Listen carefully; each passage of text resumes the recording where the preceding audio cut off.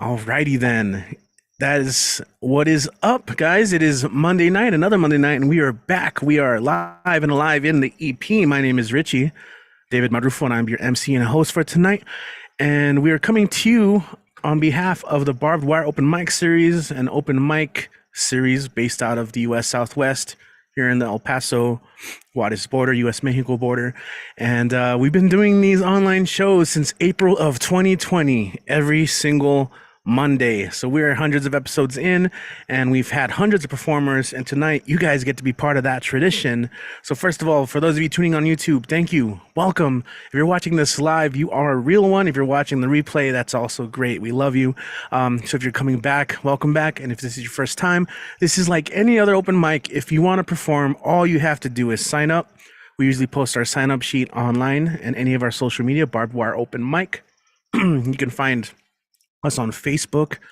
Our page has a list of all of our events, and we have a link tree. We have on Instagram, we have the link in our bio.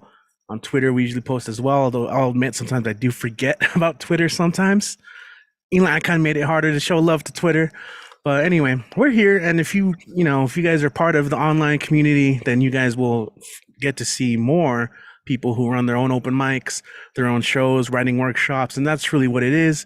It's one of many platforms available so we can hear writers doing their thing, whether it's trying new work out, dusting old work off, trying anything experimental. We also welcome music. I've also said in the past, dance. I don't know if you want to show off like a new dance or improvise a dance to something, that's cool. We welcome it all here, including the cover poem. As Kit likes to say, if musicians can do it, so can poets. It's also a great way to introduce people to all sorts of writers that they may have not have heard before. So everyone gets about 5 to 7 minutes to do their thing. You don't have to use all that time. And all in all, we just encourage participation. If there's lines that you love, participate in the chat. We have a live chat on YouTube. And if you're watching, just let us know where you're listening from. Say hi. And I'll give you shout outs during the show. If you participate, I will give you shout outs for sure. Other than that, we will go ahead and just kick off on the show as we often do. This is an open mic, and our next mic is very open in his amazing work and wonderful sets that he always performs. As I say often, he is our own lighthouse because that is just the way it is. Let's go ahead and bring back to the stage from Denver. Let's welcome Mike Sindler in the house. Welcome back, man. Thanks, Richie. And just so everybody understands why you said that, I'm going to put up a thing here for lighthousewriters.org, which is an incredible, wonderful organization that has workshops and classes and events and all kinds of things going on that are just great, no matter where you are as a writer and what kind of stuff you write, to be there for you and help whatever you need. I'm getting ready to take an 8-week class there that I'm very excited about. And I'm going to not unexpectedly do a couple pieces for Women's History Month. And this first one sort of deals with the traditional things that women have had to deal with. And just as a note, Joseph Wright of Derby was a painter who's best known for horses, but also did a lot of portraiture. He was just a big guy back in the day in England. And this is called Elizabeth's Tale, and it's inspired by Elizabeth, Mrs. John Bostock, by Joseph Wright of Derby. Yes, it's true, I'm not exceptionally pretty, but my father provided an ample dowry to make sure I'd be suitably wed. And when Mr. Bostock nodded his head, my fate was sealed with nary a thought of what I wanted, as if I'd been bought like the purebred horses regally framed, for which Mr. Wright is rightfully famed. And so I sit, and with his brush he paints skin my husband ne'er deign touch. He who prefers to consort with courtesans of a lower sort, never caring about my own comfort. But I do not dally like a tart with those who try to steal my heart, because I know them insincere, and also because of fear the scandal a dalliance might wreak if discovered, and then, so to speak, I'd be little more than a vanquished ghost, my presence unwanted by any host. And so I sit and while the hours away, ruing my accursed wedding day. And while things have gotten a lot better, unfortunately, there are people who are trying to put them back just as bad, or if not worse. And next, I'm going to do a piece sort of dealing with the idea of being an ally, and you can't be an ally unless you really try and see where you're at, and then you know how to maybe try and be a little better. So this is a sonnet called Actions Architect. This is for every woman I've wronged, every instance where I showed lack of respect. I'm placing all the blame where it belongs. I alone am my actions architect. I claim complete responsibility for making you feel uncomfortable, exploiting your vulnerability. Such behavior is unacceptable. For not acknowledging your intellect, for cutting you off each time you spoke, each idea I thought I had to correct, a plank in my eye, and yours just a mote. I'm not asking for your forgiveness. There's no excuse, not even ignorance. And I'm going to go ahead and continue celebrating women by putting on the hat and reading a couple of really great things by just tremendous contemporary women poet. And the first one is Rita Dove, who, if you haven't read Rita Dove, she's wonderful. And this is called Heart to Heart. It's neither red nor sweet. It doesn't melt or turn over, break or harden. So it can't feel pain, yearning, regret. It doesn't have a tip to spin on. It isn't even shapely, just a thick clutch of muscle, lopsided, mute. Still, I feel it inside its cage, sounding a dull tattoo. I want. But I can't open it. There's no key. I can't wear it on my sleeve or tell you from the bottom of it how I feel. Here, it's all yours now, but you'll have to take me too. And this next one, another wonderful poet, Natasha Thrathaway. Hope I'm pronouncing her name right. And it's called Pilgrimage. Here, the Mississippi carved its mud dark path, a graveyard for skeletons of sunken riverboats. Here, the river changed its course, turning away from the city as one turns, forgetting from the past. The abandoned bluffs, land sloping up above the river's bend, where now the Yazoo fills the Mississippi's empty bed. Here, the dead stand up in stone, white marble on Confederate Avenue. I stand on ground once hollowed by a web of caves. They must have seemed like catacombs. In 1863, to the woman sitting in her parlor, candlelit underground, I can see her listening to shells explode, writing herself into history, asking, what is to become of all the living things in this place? This whole city is a grave. Every spring, pilgrimage, the living come to mingle with the dead, brush against their cold shoulders in the long hallways, listen all night to their silence and indifference, relive their dying on the green battlefield.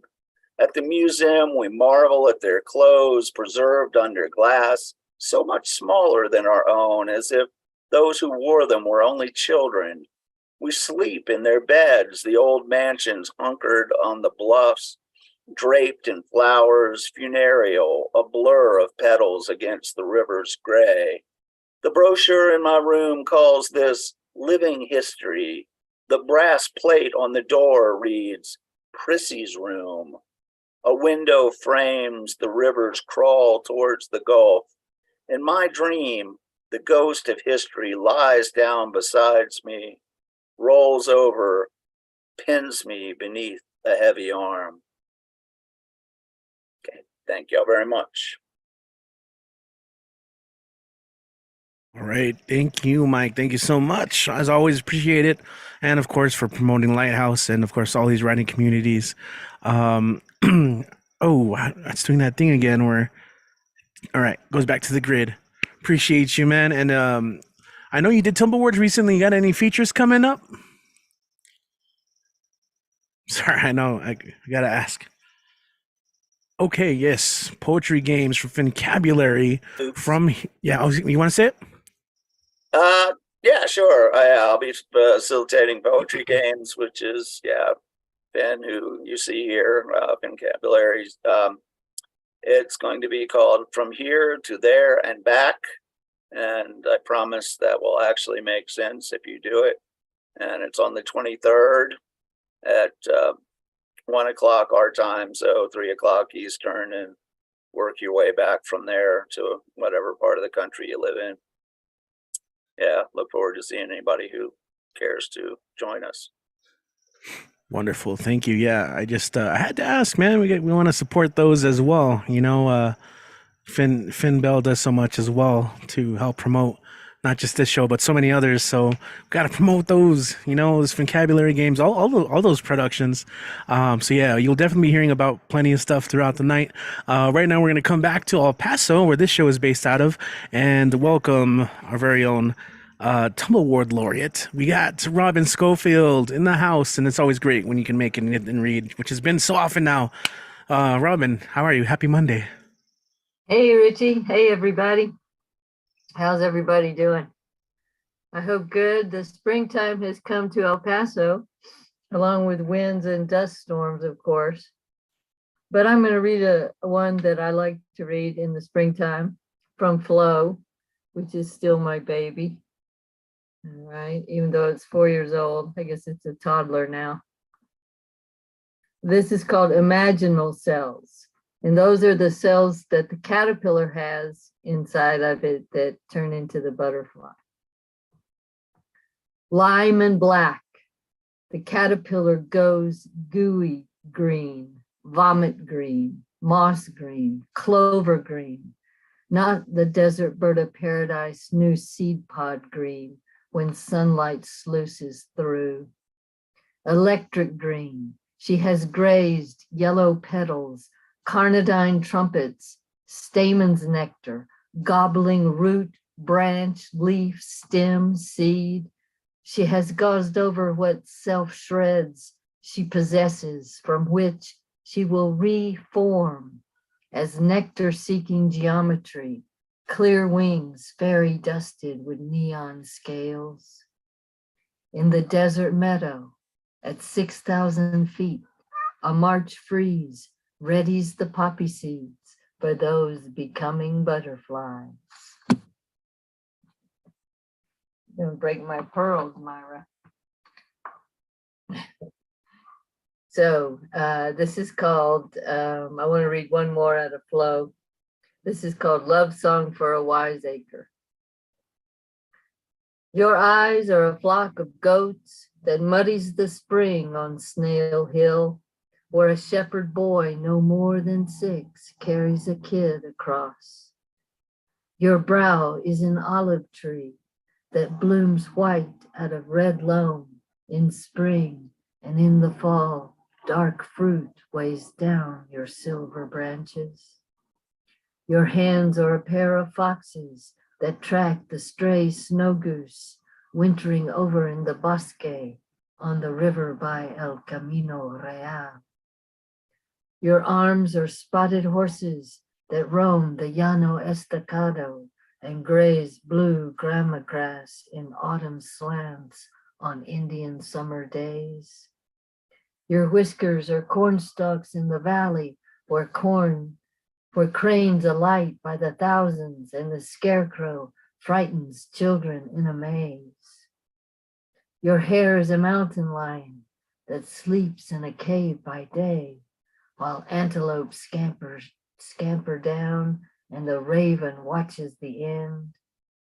Your skin is a pile of adobe brick that shelters us from dust devils after the mariachis run off when there's still a song to sing.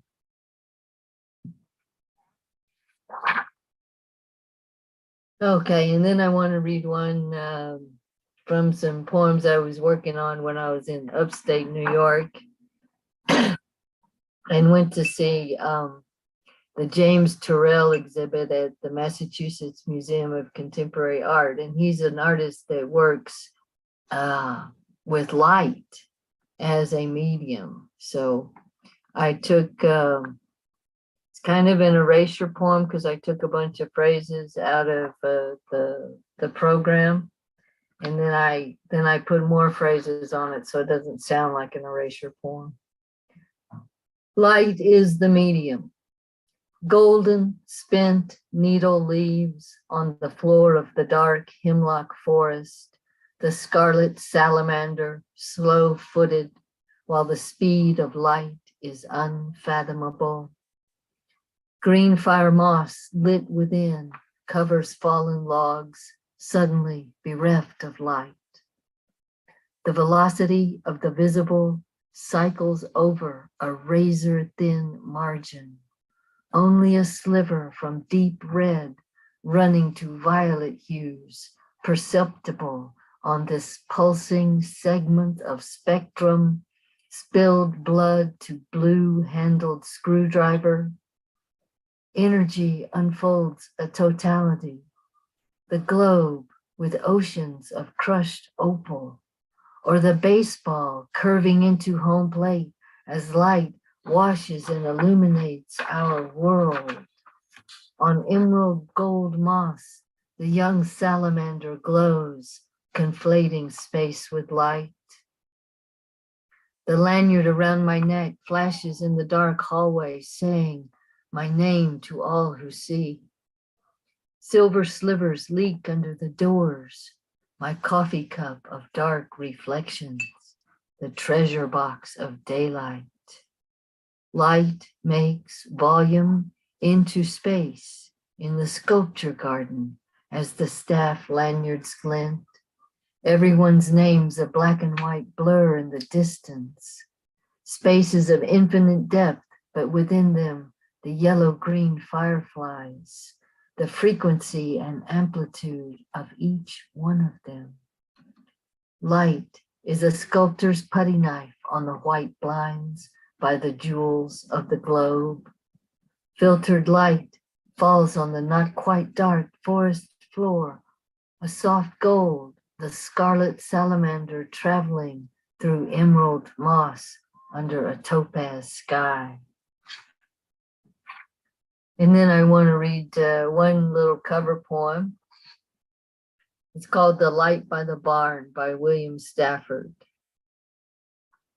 The light by the barn that shines all night pales at dawn when a little breeze comes. A little breeze comes breathing the fields from their sleep and waking the slow windmill. The slow windmill sings the long day about anguish and loss to the chickens at work. The little breeze follows the slow windmill and the chickens at work till the sun goes down. Then the light by the barn again. Thank you, everybody. I do have a book coming out in a couple of months. It's called Ridge of High Pressure from Mouthfeel Press. I don't have a publication date on it yet, which is frustrating, but I guess we're getting there. So I'll be setting up some readings and stuff like that around town, which will be good if it comes out in the summer because it has a lot of summer poems. And I wrote almost all of those poems in a generative workshop called Tumble Words, which takes place mountain time, 1 to 3. Kids holding up the bag there. And what else? I'm going to teach a Tumble Words workshop in April, which is National Poetry Month. It's going to be a tribute to Charles Simic, who recently died. April 8th. Thank you, Kit. That's what I have coming up. Perfect. Wonderful. Thank you so much, Robin. And as always, shout out to Myra for somehow making their way onto the mic. I think that's probably the most we've gotten of her during an actual performance.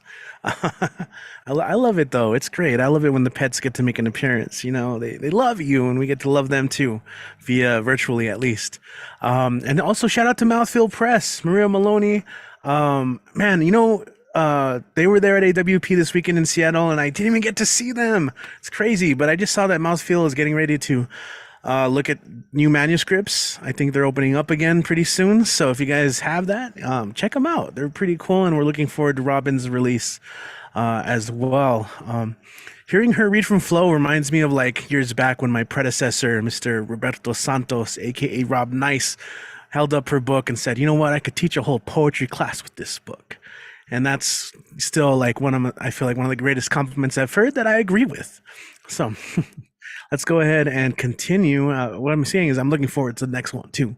Let's go ahead and continue. We're going to go to Pittsburgh for a back-to-back Pittsburgh 1-2 punch. First up, our next performer is working on an amazing play, and we'll hear more about that and how you can contribute to it. But it always comes through with amazing writing. Right, let's go ahead and welcome to the stage Vale Larkin. Hey, Vale. Hey, yeah. I'll talk for just a second about the play. I have a play opening in April at a theater called the Cell Theater, Nancy Manicherian's The Cell Theater. It's in Chelsea, Manhattan. April 21st through 23rd is the run. And all the performances are going to be live streamed. So there'll be live stream tickets, remote tickets available for all of the performances. Right now, we're trying to make up a little bit of a budget shortfall. So if you'd like to contribute to that, I'm going to post a link to a fund that goes directly to this production. There are other plays going on at the theater, but this fund is just for our play. So definitely donate directly on that link if you want to do that. Thank you. Okay, I'm going to continue with a story I've been reading that when I found it again, discovered I had creatively titled The Fairy Tale. I think it was a working title. And this is about a fairy, and when the story starts, she can transform her form into any form she wants. But eventually she starts playing tricks on humans as they arrive, and a wizard catches her at it when she plays a trick on him and curses her so that she can't control her form anymore, and she becomes something of a local nightmare and boogeyman for the people in the area. Eventually she gets really tired of being the scary thing in the woods, so she goes to a witch who freezes her in the form of a middle-aged woman. She goes to her first village, and she's just gotten to her first village, and she's doing magic shows in this town square. A little bit of real magic, a little bit of fake magic, because she's really old and has learned a lot of stuff. The fairy, like all her kind, knew the dangers of revealing herself as an outsider among these creatures.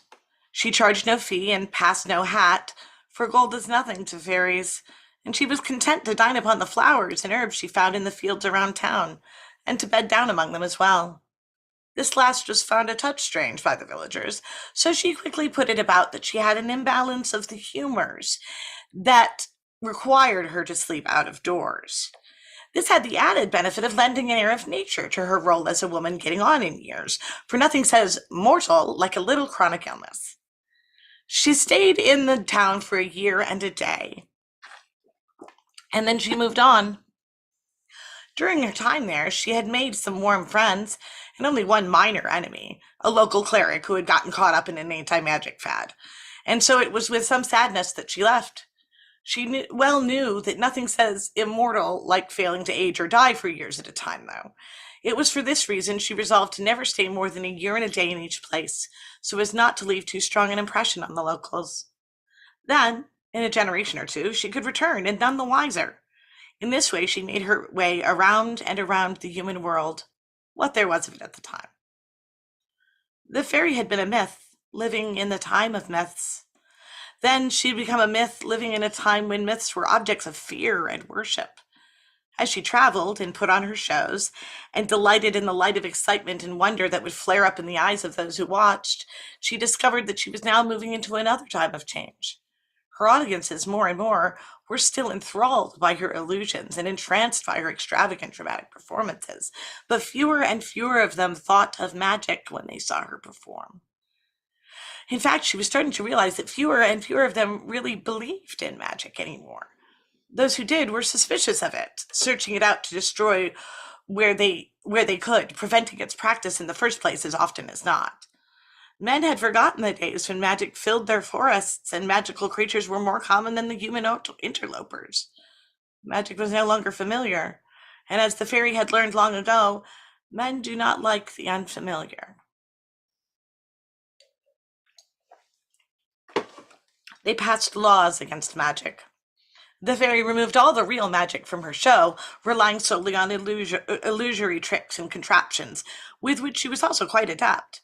She had seen for herself some elfkin being taken to the hanging trees. Their ancestors would have slipped their ropes and run away laughing, but their half-mortal descendants were no match for human cruelty. The fairy fumed and fretted for them, and all those like them, but still she did not know what she could do. She continued her work, bringing what wonders she could to those she met along her journeying, and hoping that some part of it would sink in and warm the hearts of these desperate people, and set free the imaginations of those who might make a difference against the men who fed on fear. As the years passed, and villages rose and fell, and rose again, and became cities, and fell again, only to be rebuilt, the fairy traveled through human lands, which had been the lands of innumerable other creatures before them, but which now seemed to belong only to man. And she shared what magic and what transformation she could with those she met, though her shows were now meaner, cheaper things without their touch of fairy. Still, she did not dare to use real magic, for while she knew that she herself was perfectly safe from harm, all such witch panics catch up any number of innocent, simple, and bewildered folk in their nets. And she had not the power to rescue all of those poor souls and provide for them when the world became deadly to them. Better not to raise the specter of magic at all. But oh, the world did not shine as it once had. Once even the most mischievous of fairies hid her magic away. The fairy watched the world and waited for the humans to come back around to magic on their own, and yet it did not happen. Their laws drove the last traces of it from their world, and nothing came to replace it.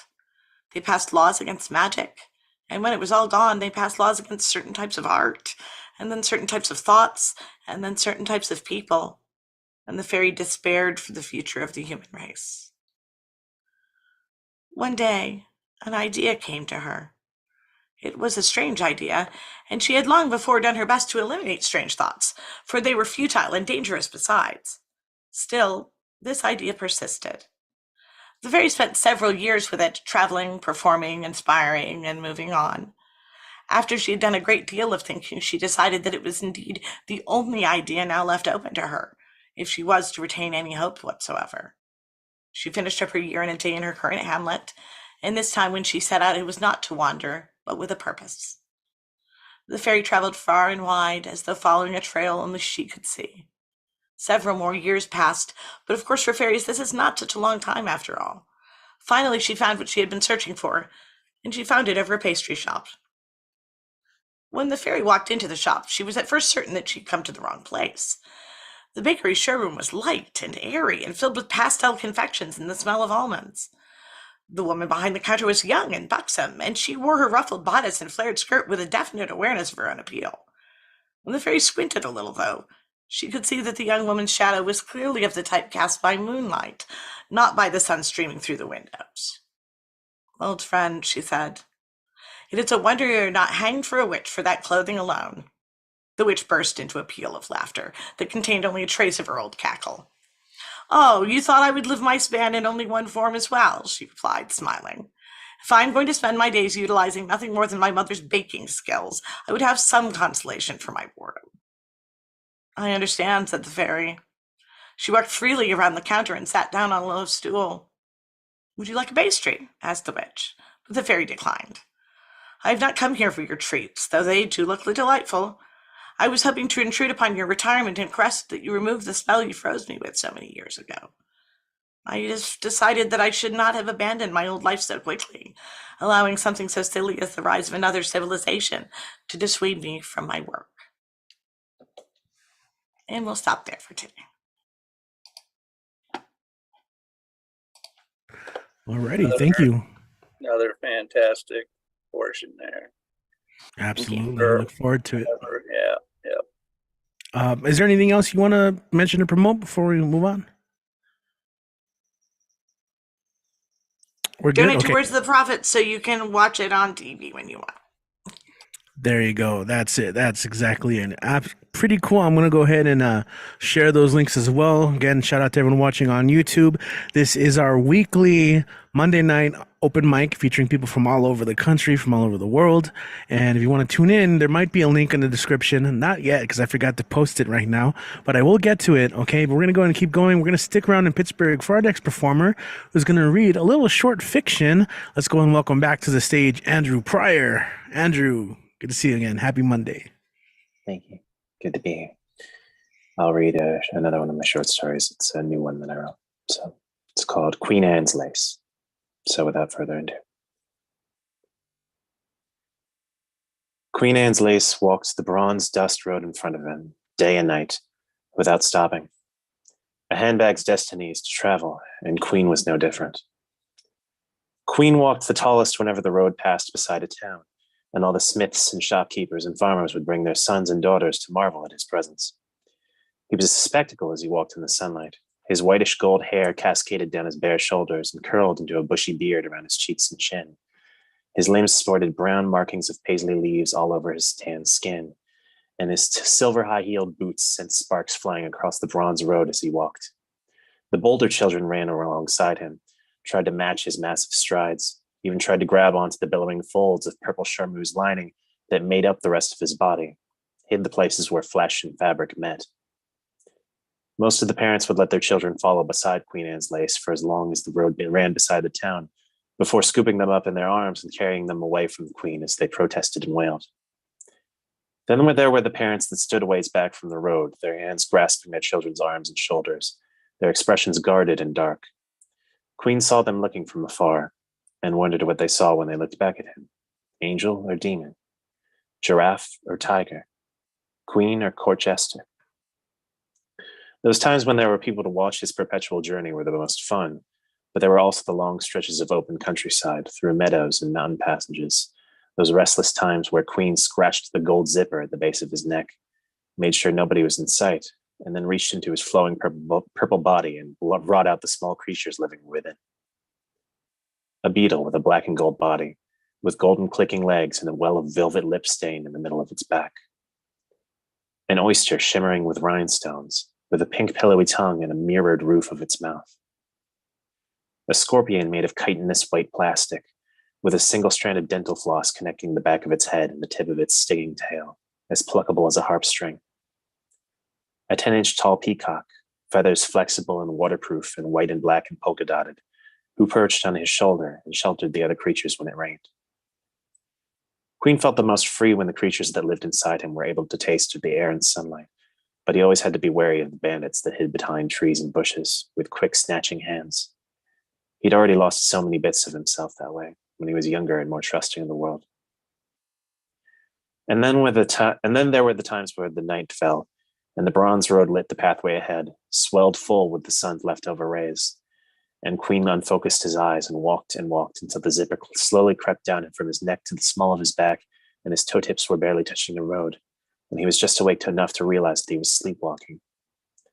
The songs that came from the open mouth of the zipper in the middle of his back were the loudest lullaby, the sounds of car horns honking and tires squealing, the sounds of pigeons cooing and bustling across city sidewalks, the sounds of voices upon voices layered and overcrowded like a billion footprints on the same beach.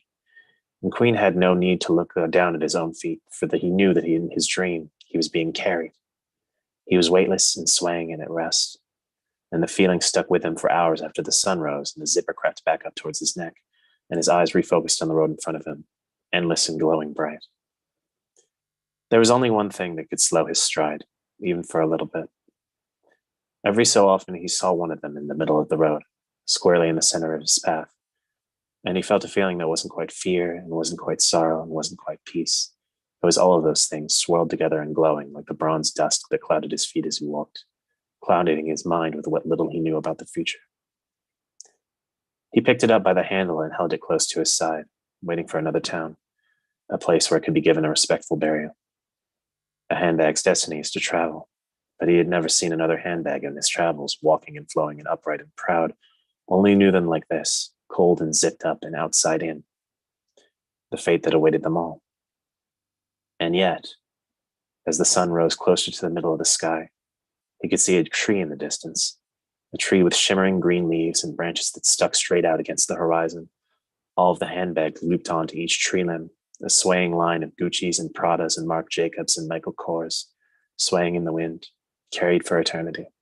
And as Queen Anne's lace walked closer to the tree with a handbag at his side, the fear and sorrow left his body, and he walked a little taller in the morning light. And that's the end of the story. Woo-hoo!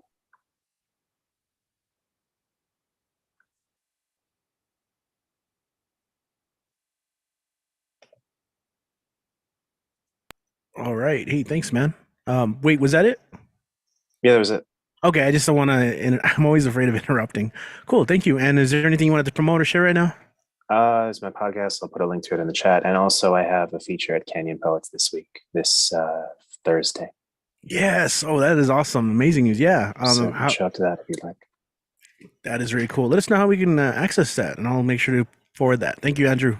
Yeah, sure. Cool. Yes. So I am forwarding links the best I can over to our YouTube chat. Very cool. And check out the podcast. If you couldn't tell, Andrew has such a great voice for reading work. It's a great way to hear more of that. You can also catch him from past episodes of the show. If you don't know, we do have an archive of all of our live streams available on our YouTube channel, and something you can navigate much, much, much more easily because of the work from Kit Wren, who goes through each week reviews and leaves timestamps as it's the pinned comment there. So you can go back and celebrate your own work. If you are somehow creating a database of all your performances, you can put a link to that. All right, so we're going to go ahead and keep going, everyone. We're going to travel a little bit more south. It's always great when we have Florida representing because it doesn't happen. It has been a while, but obviously our next performer has performed recently, and it's always great when someone makes it back. Let's go ahead and welcome back to this show, Alisa in Miami. Hey, welcome back. Happy Monday. Hi. Thank you so much. It's great to be here, and thanks to everyone who performed so far. Okay, so I think tonight I've got, I'll just perform a couple of pieces of poetry. The first one is one I wrote years ago, and it's called The Color of Dusk. This is what the poets called dusk. I believe they were referring to this precise shade of exquisite. It was my mama who first showed me how to taste the world, inhale Mother Earth, and touch the colors of the sky. She was never afraid of insect or beetle or hornet's nest. To her, everything was larger than life and stamped with the fingerprints of God only knows how much I hurt her when I left. My silence and disdain, another slap across the face. Was she too hurt when she was young? Did she know I hated her on Friday nights? Dreading her beckon for a kiss, this woman who stood by the candles each week and cried for me. Did she know it's been months, maybe years since I lit my own? I've said I don't care, but truthfully, I know that she still stands in that spot each Friday. I know that she cries for me. I know that my mother is still lighting my candles. Maybe that's what that extra one was always meant for, another fingerprint of God or something preparing her to believe for me when I could not, to pray for me when I would not, to cry for me when my eyes are dry and the only God that I can find is the color of dusk in a fingerprint sky. That's one. And here's another one. I wrote this one during a poetry workshop that was led by Amanda Ashley Villanueva, for those of you who have heard her. And it's also inspired by a line from a poem that she had shared with us. These are the first two lines of the poem, but because you're not seeing it, to make sure it's clear, the line from Afua Unsung is the poet. The line is, "What praise can we give with bound hands?" Afua Unsung asks, what praise can we give with bound hands? Like, Ech nashir, Ech nashir, Ech nashir, Ashir Asher Armas Nechar. Harp chords snapped, frames hung on branches of willows beside a river. I will not sing. An act of defiance to remain silent. An act of defiance to sing this song. Ours, not yours. Mine are the hands that have been bound, that have been dragged, that have been pressed beneath your weight. You didn't need to touch me, to bury me, to ask me to sing for you. I have taught my baby to hate the things you loved. I'm afraid still he may grow up with hands that look like yours, veins threaded with your ancestry and mine, forever bound. Hands cannot give praise, cannot forget, cannot forgive, cannot afford not to forgive, to forgive, to forget, to praise. Hands bound, sing, hands raised, this song, your song, our song. Thank you. Woo! That was great.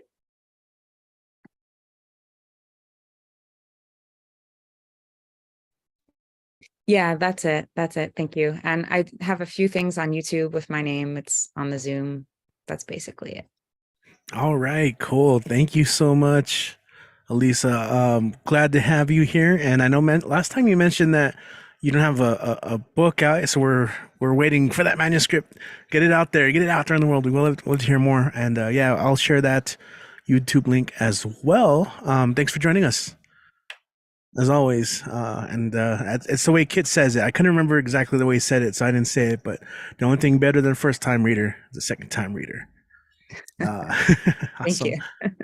Yeah, good to have you. All right, let's go ahead and continue here. Looking at the list, we have, all right, we're gonna go to South Euclid, Ohio, where we have, let me check in on him. Okay, he's cool. He's here.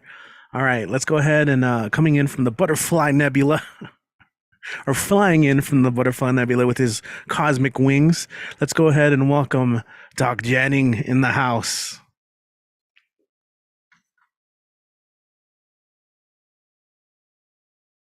This is a poem I read just this evening to our city council. The title is Starship Earth. Flying through and with the Milky Way, Earth, guided by Sol and its gravity, accompanied by its brothers and sisters, by planetoids and moons, asteroids, comets, meteors, and debris, travels in the alchemy of time on spirals within spirals. And we, We who inhabit this blue dust mote travel with it. Tickets stamped, destination unknown.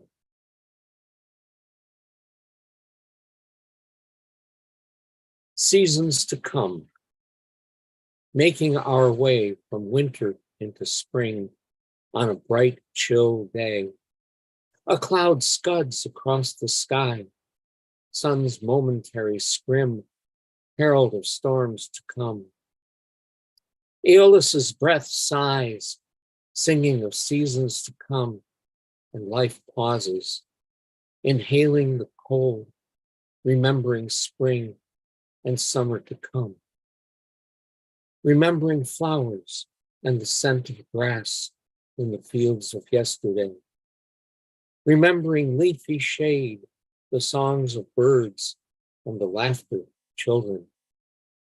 Remembering the sounds of love, of burgeoning growth and of harvests yet to be. Remembering the new which lies dormant, which awaits tomorrow. Remembering the future, remembering the future, remembering the future. And I'll finish with cameo. I picture your face carved in silhouette, carved of mists of time, carved in all the shapes of you, in every line and curve of you, in the softness and sounds of you, in all the colors of memory, in all the colors of love, shaped in suspended visions, visions of a future which never was, all become a cameo, affixed forever to my heart, a cameo of you. Thank you. All right. Thank you, Doc. Glad you got to share that piece in front of the city council. It's always great to get poetry up in there. Do you have any performances or anything feature you want to talk about? Nothing really coming up other than my 80th next Tuesday. Who'd have thunk it? Right. All righty then, man. Well, thank you as always for making it on. Glad to see you here. Thank you, Doc. All right. Let's go ahead and get back on. Boom. What is up, everyone? All right. Yes. Happy birthday. Oh, speaking of birthdays, it's Christine's birthday today. Oh, I still need to send her a message. You all know Christine CPD from the days she used to perform way back on the keys. So if you're friends with her, make sure to send her a message. And of course, Doc tomorrow. All right. Let's go ahead and continue. We're going to go to the West Coast. And let's see, we got Finn Bell in the house. No mouse, but she does have 3 cats and 3 dogs. We have Finn Bell, who I thanked so much earlier for helping promote the word, as always. Thank you. Good to see you, and happy Monday. Good to see you too, Richie. Thank you so much. So I just want to share 2 poems. First, a cover, an Adrian Rich poem, Diving into the Rat. First, having read the book of myths and loaded the camera and checked the edge of the knife blade, I put on the body armor of black rubber, the absurd flippers, the grave and awkward mask. I'm having to do this, not like Cousteau with his assiduous team, aboard the sun-flooded schooner, but here alone. There is a ladder. The ladder is always there, hanging innocently, close to the side of the schooner. We know what it is for, we who have used it. Otherwise, it is a piece of maritime floss, some sundry equipment. I go down, rung after rung, and still the oxygen immerses me, the blue light, the clear atoms of our human air. I go down. My flippers cripple me. I crawl like an insect down the ladder, and there's no one to tell me where the ocean will begin. First, the air is blue, and then it is bluer, and then green, and then black. I am blacking out, and yet my mask is powerful. It pumps my blood with power. The sea is another story. The sea is not a question of power. I have to learn alone to burn my body without force in the deep element. And now it is easy to forget what I came for among so many who have always lived here, swaying their crenellated fans between the reefs and beside your breath differently down here. I came to explore the wreck. The words are purpose. The words are maps. I came to see the damage that was done and the treasures that prevail. I stroked the beam of my lamp slowly along the flank of something more permanent than fish or weed. The thing I came for, the wreck, and not the story of the wreck. The thing itself and not the myth. The drowned face always staring toward the sun. The evidence of damage, worn by salt and sway into this threadbare beauty. The ribs of the disaster curving their assertion among the tentative hauntress. This is the place, and I am here, the mermaid whose dark hair streams black. The merman in his armored body. We circle silently about the wreck. We dive into the hold. I am she, I am he, whose drowned face sleeps with open eyes, whose breasts still bear the stress, whose silver, copper, for a mile cargo lies obscurely inside barrels, half wedged and left to rot. We are the half-destroyed instruments that once held to a course, the water-eaten log, the fouled compass. We are, I am, you are, by cowardice or courage, the ones who find our way back to the scene, carrying a knife, camera, a book of myths in which our names do not appear. Adrian Rich, diving into the wreck. And that I wanted to end with a poem of my own, an oldie but goodie, which by the way is, serious shameless plug in Kaleidoscope Poetry, which is PGN's first anthology. This is called The Odyssey to Fish Swimming.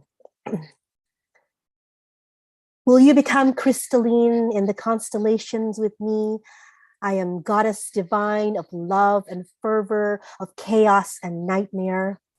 Won't you swing with me, tempting a brooding Neptune to leap from his murky depths, to swallow me as I sat astride him and teasing a stern Jupiter to compress my heavenly body beneath his mighty heft? I am of Hydra and Kraken, heads multiply and limbs wind around your neck. You are in awe, foyer mortal, as we combust into newborn bands of light, leaking primordial lust. Ecstasy is contagious. Cronus erases the meaning of time as we rewind, move forward, and return infinite deaths and rebirth in our cosmic embrace. We are making sweet space music as we pass by.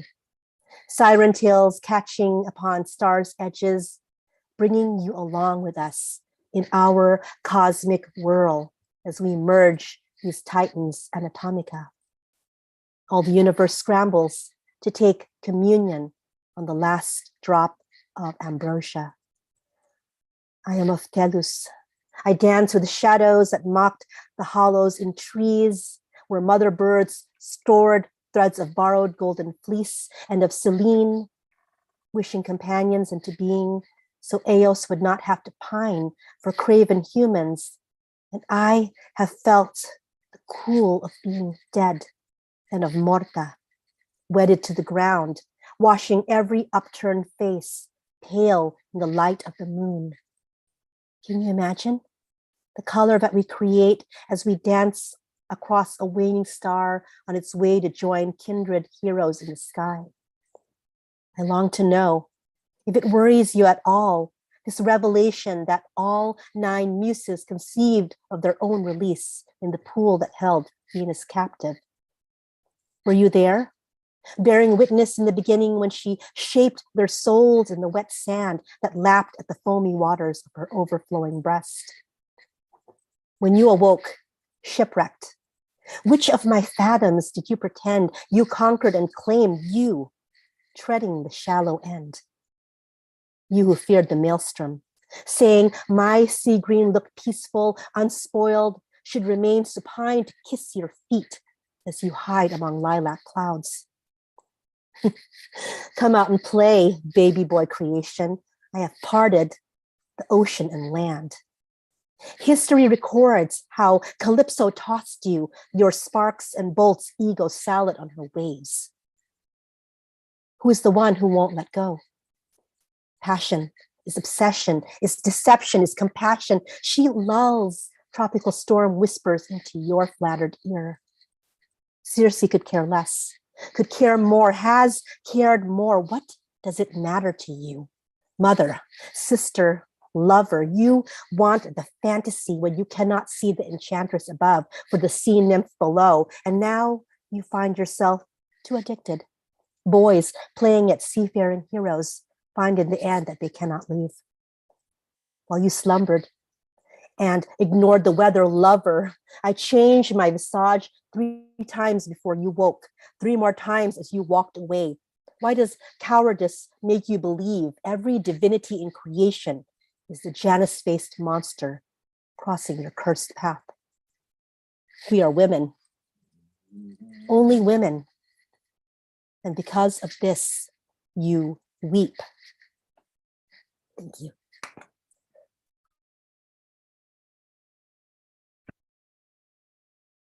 Amazing. Thank you. Whoa. Yes, bravo. That was so powerful. Wow. Love your Stunning. readings, as always. Do you have anything you want to promote for this week? And how people can follow you online? Yes, I'm doing a workshop sandwiched in between Ray Jane, Peggy Robles Alvarado, and Caridad La Bruja, who is the executive director of the New York Poets Cafe. It's for Women's History Month. The workshop is called, well, the series of workshops is called Women Orator Writing Workshop. And mine is on the revisiting the 4 feminine archetypes, traditional archetypes, and how they feed our creativity and our life as a whole. So that's what it is about. Yay!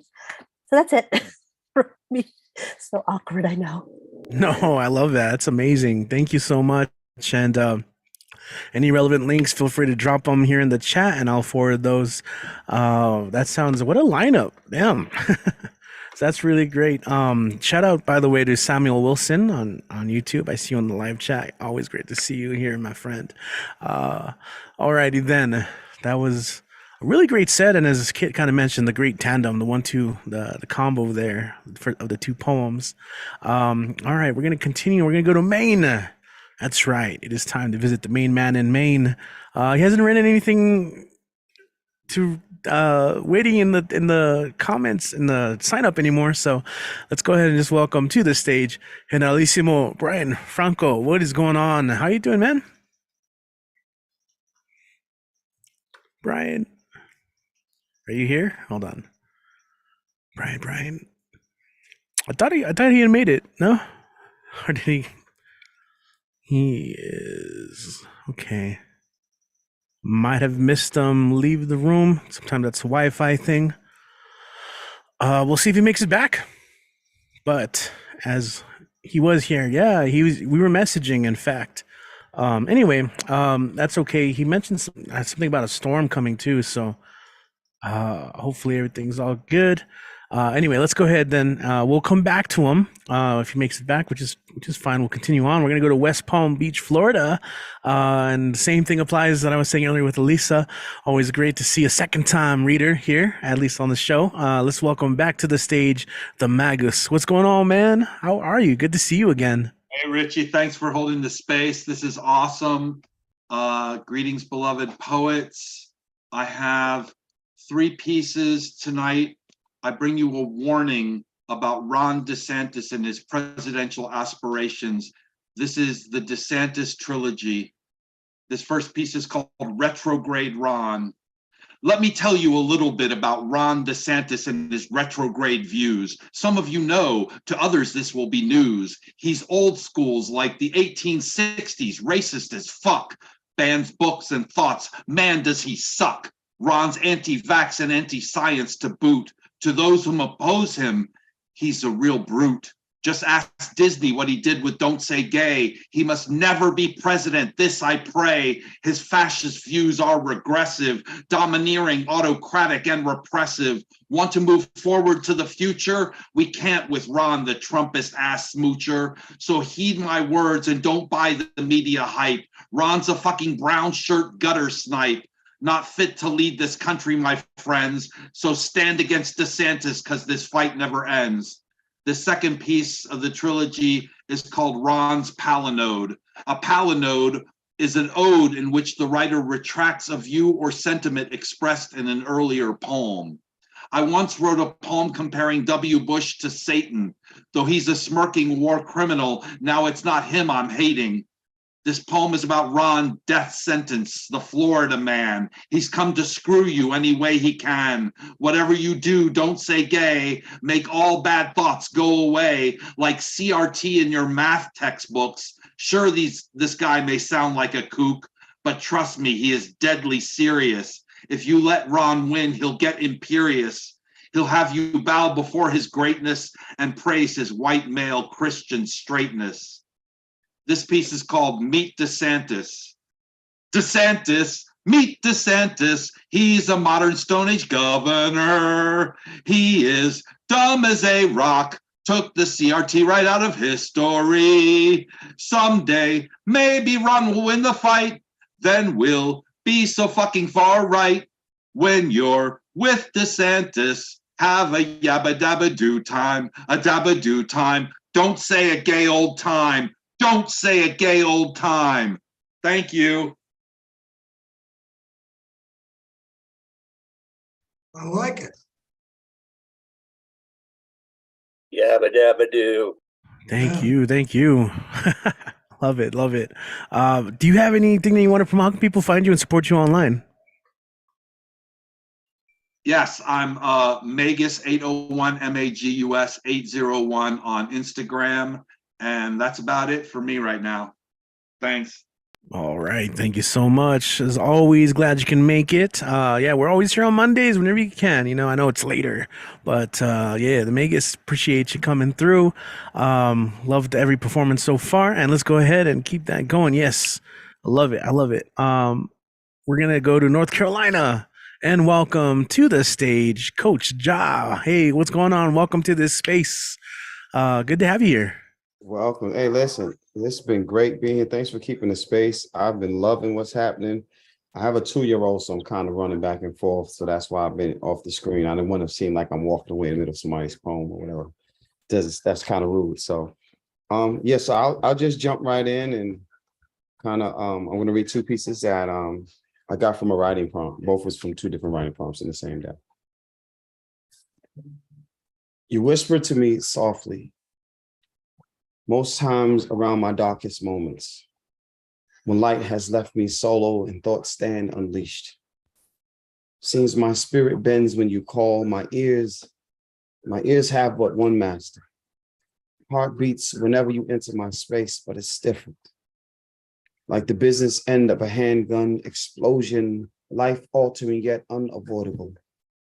Your control makes me safe and wanted, lied to and unprotected with a bullseye for a middle name. I feel trapped like an eclair beneath your glaze, locked in the harmony of your vision. You've owned me since, imprisoned me to a vocal texture I cannot avoid, fine-tune my ownership across my ceiling. There's no me without you, no breath without your presence. So I dance to your song, to your beat, the only ballad made to serenade me past my guilty pleasures. When they ask me, where's the love? I point to you. Fix my transitions to your dial tone. There is no mountaintops. The valleys present stairways to the only heaven I know, the one you've paved and yellow bricked in a garden that you chose just for me. You know, most people only see words. Some run because they can, others blindfold themselves in safe havens. I've yet to know this strength. Struggle with bedtime stories you've authored just in your downtime. Apparently, I'm stuck and cemented in this vast of your victories. So you've mastered my moments once again. So I guess I owe you everything, even though you give me nothing. There is only one thing less to say. That is, I love you now, as I always did. Your humble servant. This is my love affair with depression.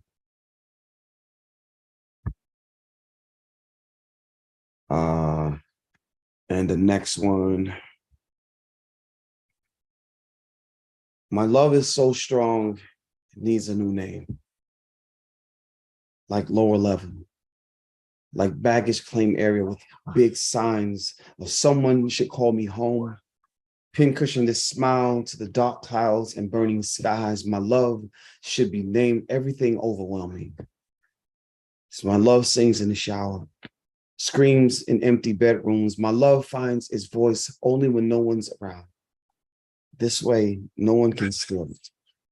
You see, my love forgot its name once.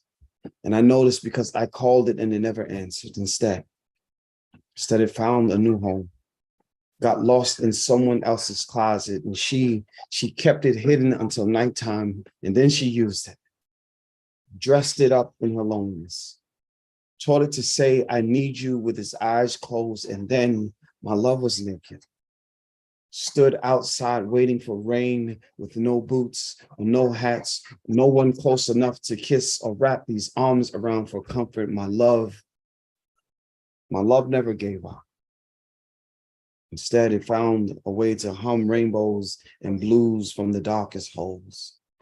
Dressed its wavering body in hope, just like the generations before us, those who tucked love behind wedding bells and still made a home of lonely dinner tables and tears that reinvent themselves.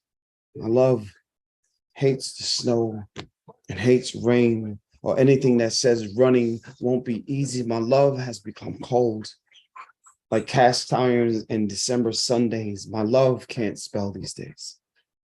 Hides his darkness in pretty poems and a friendly voice, probably afraid someone will find him, so he hides on purpose. Carries a sign that says 5 miles before the next heartbeat. You see, my love sings gospel backwards. Lays his head in warm arms and a beautiful red smile. Someone found him worthy again. And this time, love says good morning behind the curtain. He wears a blanketed smile that feels like safety because love can't face another assassination attempt because being vulnerable kind of feels like suicide. So sometimes my love speaks Spanish. I've heard it's the easiest way to learn scripture. So I teach him to find his holy in his own reflection. I know some will call this a blessing. And others will say that I'm just lucky. I find a mixture of both, but mainly at night. And now my love has its own refuge. A quiet corner where rose petals become soft pillows, but this time, This time I gave love a new name. Placed it where the sunlight and morning sky could feel free. If it doesn't work this time, I find a new way to rename it again, but anything that could teach it love. Thank you so much for the space. Thank you for making it. Glad you were able to. Awesome, man. Amazing, amazing. So some of the peeps and especially a lot of our viewers are unfamiliar with you. How can they find you online or support your work, or let us know how we can do these things. Excellent. I'm very Google friendly. IG, I'm Coach Josh Smalls on IG. My books are on Amazon. I have 5 books on Amazon. Josh Smalls is my name. But I'm pretty Google friendly. You can find me anywhere. It's kind of funny, like Google me. Yeah. Cool, man. I dig that. I'm very Google friendly. Well, appreciate you having here. I mean, anytime you got some time on Monday, we'd love to have you back. That's it. Deadpan Lizzie told me to tell you what's up because she told me to come to the space, man. Thanks for having me. I love hearing everybody here. I'm gonna stick in. I'm just gonna be off the camera because I got my 2-year-old over here. But yeah, Lizzie always knows what's going on. So she's awesome. For sure. Cool. Check that out, Deadpan Lizzie. If you're listening, thank you so much. Always, we got to give a shout out to everyone who helped spread the word, both literally and figuratively. All right, man. Thank you, Coach Ja. We're going to go ahead and continue. Oh, we have Brian Franco back in the house, and I think he said his computer froze, so he's finally back. Let's check in on you. How are you doing, man? We were afraid we lost you there for a moment. Well, you did. My computer didn't want to start up either, but it finally decided to give me a chance. So I'll start with a poem that I recently wrote in Van Bell's workshop. It's a tanka. Oh, she's gone. Oh, that's okay. It's a tanka from Finn Bell's from her Friday workshop. It's just a tanka. No title. I needed justice. I tried over and over. I will try again because justice never sleeps till it finds realization. Okay. And the next poem I wrote today was part of a 5-word challenge in a Irish open mic called OALs. They give you 5 words to write a poem with. And the poem is called Incursion on Cow. After he cut off a charred edge of steak, before he bit the first bite, he impaled the steak with a steak knife, which stood at a perfect 90-degree angle perpendicular to the steak. He imagined himself a Viking on a pillage. The steak was a sentry to a castle he reached. The knife was a sword passed down several generations, an instrument of familial fortitude. He swiped the sliver of charred meat into the au jus leaking off the plate, then dipped it into mashed potatoes sprinkled with black pepper freshly ground from a 1-foot-tall solid wood pepper mill his sister gave as a housewarming gift. He savored that savory bite as his teeth chewed. Taste buds invaded his brain with endorphins, found impression with a single sanguine swallow. Sarah sent his satiety into a detention until he could attack his dinner again.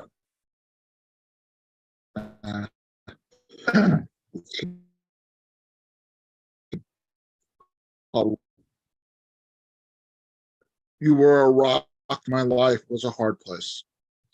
You were a grounding wire every time I tried to fly away. I can't figure out how feet step in the direction. I think I'm about to step on the moon when the sun soles of my feet. You are made of dust and ashes, and I am afraid. I turn and toss like a warped bowling ball winding its way down a winding mountain road. Round and round I go where I fall off my well-beaten path. No one knows. My heart fuses so down when I lay my head on my pillow. I take in a meditative breath. I try to empty my mind as anxiety sneaks in tidbits of sorrow. I turn on my side only to hear pounding wardrobe heartbeats. I slump at night. I can no longer finish sentences. I am sentenced to a life without punctuation. In this piece, I pulled out of the archives. Where is it? It's called I got a couple of official acts. My great aunt Mildred lived in a modest ranch house at the opposite end of the street as my grandparents' two-story home with both screened-in front and back porches. I was invited for lunch. There was a note on the door to myself, and in 1971 Columbia, Tennessee, it wasn't necessary to lock your door for safety's sake. She screamed in her sweet Southern old lady wrinkly voice, "I'm in the kitchen, honey." She was chopping celery for egg salad, which would be on toasted Wonder Bread with lettuce and sliced in triangle halves. She gave her worried 5-year-old big hug. She held up my chin and kissed my cheek, leaving a temporary tattoo of maroon lipstick that felt like it was frosting from the carrot cake staring at me from the counter under a glass-top pedestal. She handed me a bowl with her famous marinated cucumber, onion, and dill salad, peppered with a generous sprinkling of black pepper. "Go on and set this on the table. I'll be out with the sandwiches in a jiffy." The fancy antique dining table was set for 3. She always kept a place setting on the table for Uncle Malin, who had died before I was born. There were 2 tall glasses of home-brewed sun tea and a glass pitcher filled with tea. I sat down and waited, and let out a loud, high-pitched sneeze that might have been capable of breaking glass. I grasped the lace tablecloth, which caused one setting of Aunt Mildred's wedding china to crash to the ground, and the cucumber salad to flee the table like a frisbee and splatter on her French Revival plastic-covered couch that never caused my thighs to sweat because she ran her AC so cold. I burst into tears. She ran out to comfort me and assess the situation. "Oh, baby, that's why I cover that couch." I pointed to the broken dishes and cried like a banshee. She wiped my tears with a cloth napkin and said, "I have coleslaw in the fridge and none of the sun tea spilled." She grabbed a spoon and pan for the broken dishes and wiped off the sofa. She brought in the slaw and sandwiches and said, "I know carrot cake is your favorite." After my second slice of carrot, accompanied by chocolate milk from a glass bottle, she smiled and whispered, "Just let this mess be our little secret." She never mentioned it again. When I got back to my grandparents' house, both my cheeks had lipstick tattoos, which my grandmother cleaned with a wet washcloth as she giggled, "Your Aunt Mildred sure is something else." Thank you, and I'll put upcoming in the chat, including my Tumblr words. I love it when you do accents. Yeah. I love it. I love it when you do accents, Mr. Sandler. And I love all the love going on right now. Thank you so much, Brian, for coming through. Despite the choppy internet, computer stuff, we made it happen. And yeah, I agree with Mike. It's always great when you get to act out the pieces. I always love the performativity that you guys bring to the table. So that's Handleissimo. If you have any links, please feel free to share them on the Zoom chat, and I'll forward it to all the peeps watching on YouTube. And again, if they're not watching on the live stream, people watch during the week so they can get that info. So that's right. If you're watching on YouTube, just check for the links below or on the side, wherever you have your chat going. Alrighty then, we're gonna go and keep going. We're gonna come back to El Paso, El Chuco, for our next performer. You hear his name thrown around a lot because he's so integral to this show, and of course more so Tumblewords, which you'll hear a lot about. But right now, let's go ahead and welcome Mr. Monday Night back to the Monday Night stage. Let's hear it for Kid Ren. What's up, man? Welcome back. What's going on, Richie? How are you this fine evening? Yeah, great stuff from everyone. Good to see some new faces and some returning faces. I will go through 2 of mine and then a cover poem with a brief rant right before the cover poem. I'm planning it out in my head. So maybe it won't be as fresh as those rants that you remember because you're in the moment. It'll be a bit rehearsed, but not too rehearsed. Not written down anyway. Anyway, back to mine. This is one of mine. There was a counterintuitive perception for a time true that our southern neighbors were getting the good stuff, without an Iowa to prop up, the Mexican arms of the multinational Coca-Cola company were free to forego corn syrup and use real sugar. These Cokes and Sprites and Fantas were kept a secret and were kept in old-fashioned glass bottles to reinforce the metaphor of authenticity.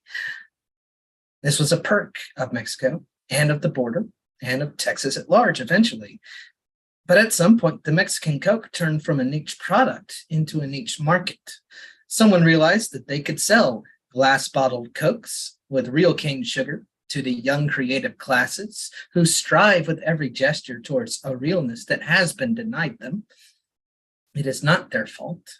Naturally, this reallocation of resources meant that Mexican Cokes, the geographic reality, slowly got infused with corn syrup, while all that sugarcane got poured into Mexican Coke, the authenticity fetish for the backpackers of Hell's Kitchen. We at the Institute don't know what to do with this case study. We don't know what it demonstrates. Does the truth wear down with use like a scouring stick or tire tread? Does the human desire for truth as a market force only lead to a fiercer competition between plausible lies? These paths lead us into a recursive despair, and if we of the Institute who love the truth despair, what will our financial backers do? They are slippery, well-tailored men who at most like the truth as a hobby. What are they going to do? What will they conclude?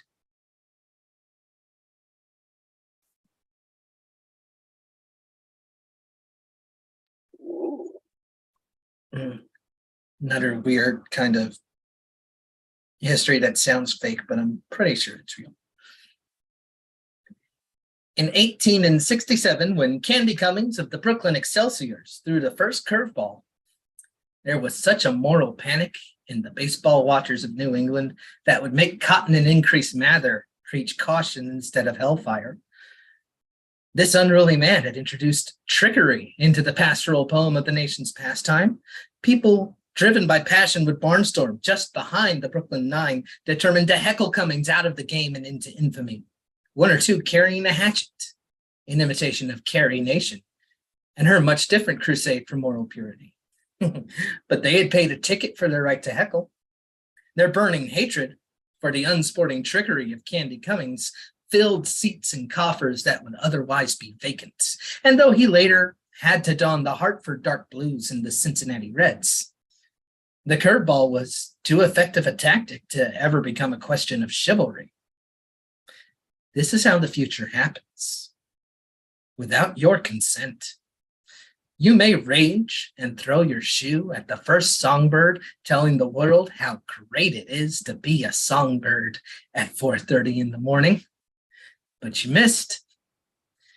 Now you're up and barefoot, and your heart is pressing against your chest like it's looking for a door. You might as well stay up. The sun might as well join you. You can't stop the world from throwing curveballs. You can only hit it right back up the 5-hole until it has to do something else. And rant incoming.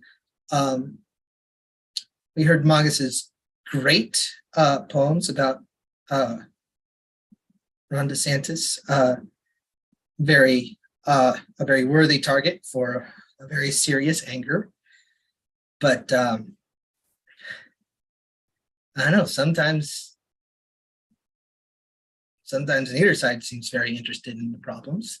You can ask the migrants sleeping in Juarez who rushed the gate this morning because they are trying to claim asylum, which is a legal obligation that nation states have to their people. The United Nations Charter guarantees the right of free movement to all people.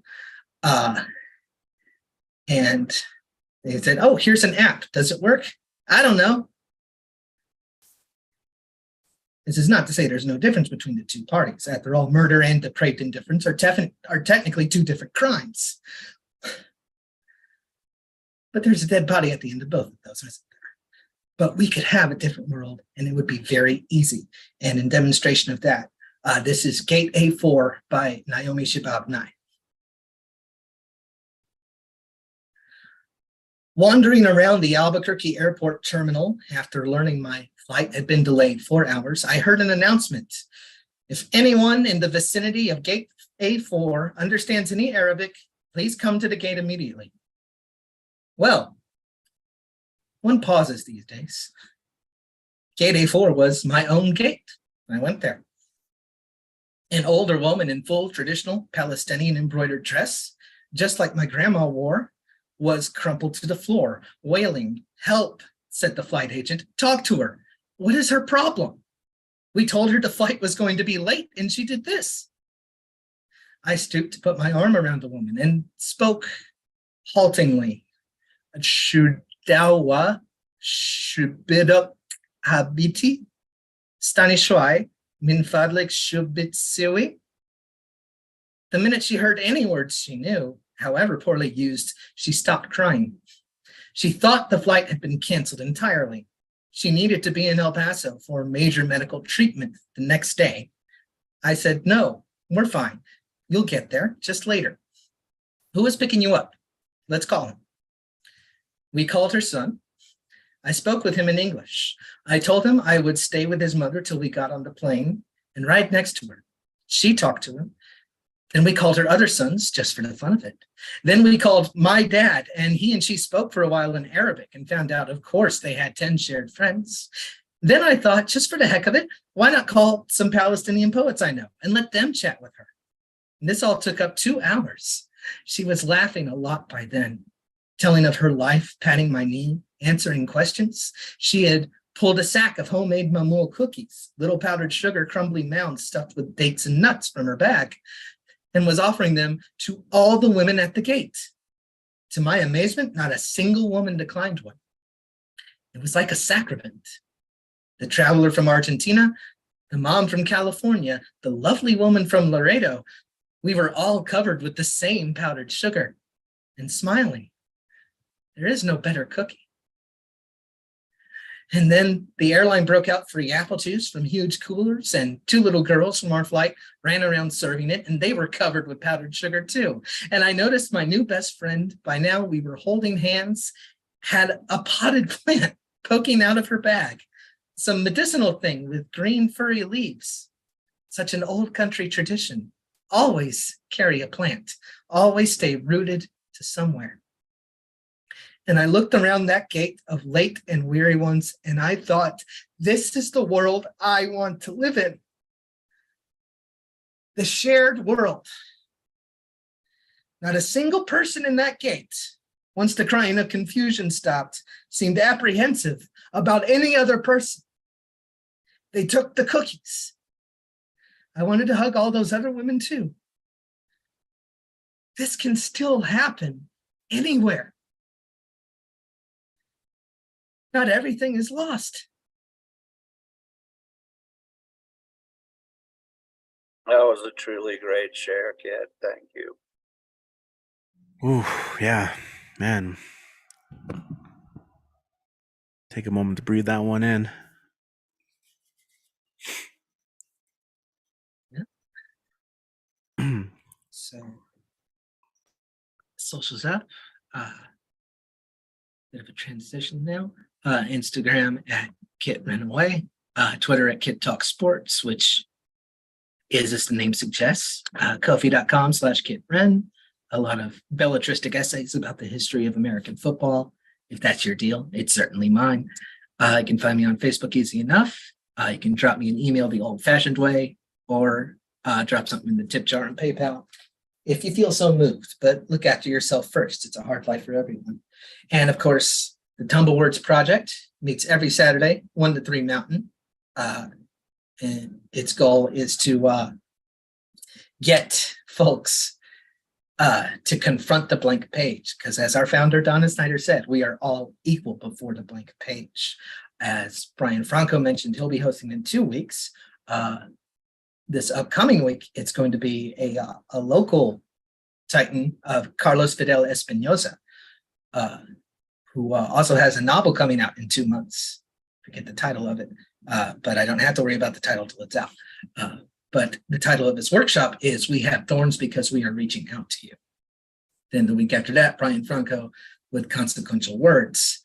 The week after that, for April 1st, I'll be taking the talking stick and doing a quick little thing about Billy Collins, the clown prince of poetry. And then April 8th, as Robin mentioned, she'll be leading a workshop on Charles Simic. Full disclosure, Robin's my mom. It does nature or nurture, either way. I didn't do it. But we'll take it right back to Richie. All right, thank you so much, Kit. And yes, that's such a great poem. Every time I teach these contemporary poetry in college, that's one of the ones I love to share, and my students always love it. It's just the sentiment, they break down similarly. Great discussions too that come out of it.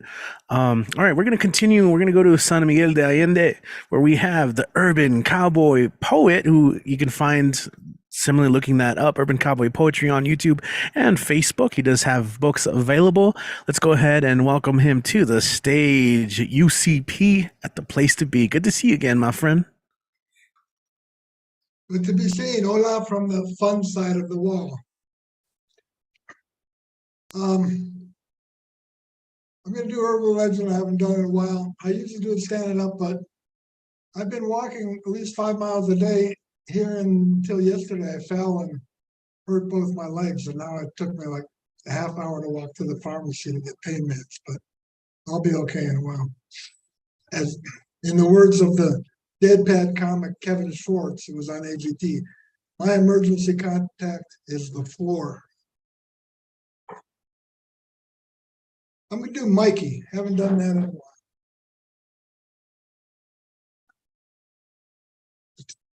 A stereo company put 3 brothers on the TV screen and launched a tragic chain of events no one could have foreseen. Started with this commercial. You try it. I don't want to try it. Let's get Mikey. He likes it. Hey, Mikey. That's how John and Jeremy happened to discover they can test all kinds of scary foods on their little brother. They devised a wicked plan, these mischievous little elves. They try on Mikey all the stuff grown-ups keep for themselves. Most things Mikey didn't like. Cereal might be a fluke. He couldn't stand the taste of beer. Daddy's cigar made him puke. They fed him caviar, coffee, foie gras, rum, and stinky cheese. Only Mom's imported chocolate truffles seemed to please. So a sweet tooth was Mikey's thing. He had rejected a dill pickle, but he enjoyed sweet sparkling wine and the way his bubbles tickled. They had hooked him on sweet cereal, but for them that weren't enough. One day they introduced him to the harder stuff. Rock hard candy, the carbonated kind, the stuff that blows your stomach instead of your mind. He popped those pop rocks in his mouth, and they popped him back. Pretty soon his entire head had sustained a fifth attack. Mikey loved this new sensation. He was overcome with joy. His bros had found the perfect drug to hook this little boy. They'd heard a rumor about Pop Rocks, one they had to try. Just like little Mikey, they were on a sugar high. Mikey, you know that you can trust us because we're older. Pop Rocks get a lot more fun when you drink a can of soda. More you eat, more fun you'll have, they told their little brother. He ate half a dozen bags of one, drank a 6-pack of the other. He hiccuped fast, his eyeballs rolled, he was bouncing around the room. He rumbled like a volcano. Then his tummy went kaboom! Their prank, much to their horror, had done a bang-up job. What used to be Mikey was now a pink and cola-colored blob. John and Jeremy started to cry. They were in a lot of trouble. They had caused poor little Mikey to overdose on bubbles. They missed their little brother. Well, what were they to do? They couldn't tell their parents he OD'd on CO2. they improvised a story. The first one that was handy. Mikey got in a car with a man who gave him candy. The boys must live their whole lives for the consequence of their schemes. Each night a bubbling, fizzing Mikey haunts their dreams. Pop, pop, fizz, fizz, oh, what a nightmare it is. The whole family rues the day when they thought they tried showbiz. Thank you. Yeah, always good to hear that one. It's nice to hear a lot of your things more than once. Yeah, Richie's cracking up. I'm sure he's heard it before. He's cracking up. Yeah, I mean, I've heard it, but still, I enjoy it every time. Yeah, I got a co-poet group here in San Miguel and an open mic every week. And I met this virtuoso guitarist in a restaurant. He's from Chile, but he lives in Mexico City, but he was here. And he showed me his album. I showed me in my book. He shared my Facebook page with his 25,000 followers. And now I got followers over Mexico telling me my leyendas son super. Okay, you didn't meet him in a Chili's, did you? Huh? You said you met him in a restaurant. And he's from Chile, but you didn't meet him in Chili's, right? No, I met him in San Okay, Miguel. just kidding. He lives in La Ciudad, Mexico, but I met him in San Miguel. There, yeah. That's cool, man. And now I got people in Mexico. I got followers in all over Mexico now. Well deserved. Absolutely. Cool, man. Got anything coming up that else you want to promote, or? I just put my stuff in the chat. It should be there. I got my book. That's right. I'm You do still have on those. my book. I'm selling books here in San Miguel. Great. Okay, that's good to know. $15 with US with $5 shipping in the US. And when I get back home, then I was going to ship them. I won't be home till tax day, basically, after Easter. Alrighty then. Well, glad you can always join us. Urban Cowboy Poet, look him up online. Also, you can message him. Facebook. There you go. Yes, thank you so much. Tax day. Appreciate it. There you go. There you go. Yeah. Oh, yo, for tax. I'll have like 2 days to do my taxes when I get back. You got it. You got this. You got this. I'm personally waiting for payday, but They give everybody an extension anyway. I hope I can walk again in a few days. It's really hurt. yeah, man, speedy recovery. That's rough, man. But at least you got your pain meds there coming up. Yeah. Alrighty then, guys. We're gonna go and keep going. We're going to go to New Jersey, where we have the Chameleon Poetic, aka Terry Rose Judson, in the house. Let me make sure that you are here with us. Terry, you with us? Yeah. All right. Let's go ahead. Welcome back. Hey, good to see you. Hello. I was going to read something from this book I got in the mail today that I ordered, and it is Kaleidoscope Poetry. I ordered it from Finn, and I came from Mark, and I don't know who signed it. Is Finn? Finn, are you still here? Trisha? Where'd she leave? Just got some random guy on the street sign it. Yeah, because the signature looks a little like it could have been, I don't know. It doesn't look like, I don't think that's her signature. I think Mark signed it for her. But anyway, I'm going to read a poem. Is she gone? Did she leave? She might be tending to her dogs. Oh, I was going to read one of her poems. It's called, and it's on page 122, a poem to invite healing somewhere along a body's many avenues. I time my breaths as they hiss out past my parched lips. A snake's rattle, they are released. I count their duration as I chase lost oxygen back into my lungs. My breath counts back down at me, and I muse. Could this be my last one? Could this be my last? Nightshade lays brazen, caress upon me, mocks me. She makes sure I recall the sick intimacy between us. Replays a slow motion of eyes that go from black to gray. How a heart has the ability to lose pace with the primordial clock. Grow tired, stop. I grow tired too. I grow tired of my guilt, my life, my guilt, my life. Can I join you? I ask. And you say, not yet. Baby, not yet. Mommy, not yet. Mommy. My womb rotted at its center. And I didn't know then the phantoms bleeding out. I had just begun. I'm afraid every day to let the silence engulf me. I surround myself with all that noise that doesn't really see me at all. Doesn't really care. As long as I tip the bottle, bottomless, and pour the wine indefinitely. The grape is sour in the winter. The grape is indifferent. The vessel has always been barren, but there is no one left to look after it. You make sure to walk away without looking back.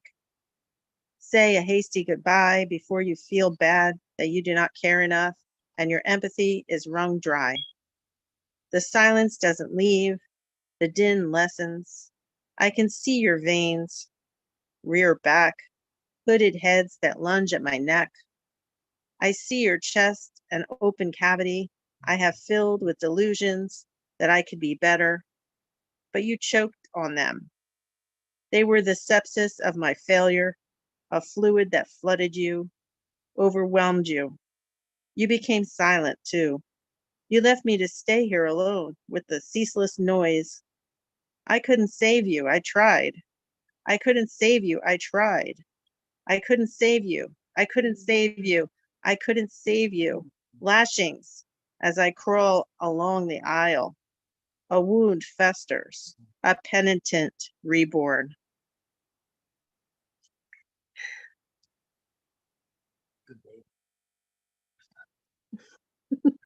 Thanks. Should I read anything else or should I just be like, okay, that's it? This is a great. That's up to you. Great, I love this book. There's a lot of good stuff in here. You guys should get it. I have some little things that I have. Hang on one second. I have to do a code on here to open this. Oh, geez. Oh, I was just there. All right, there it is. Here we go. All right.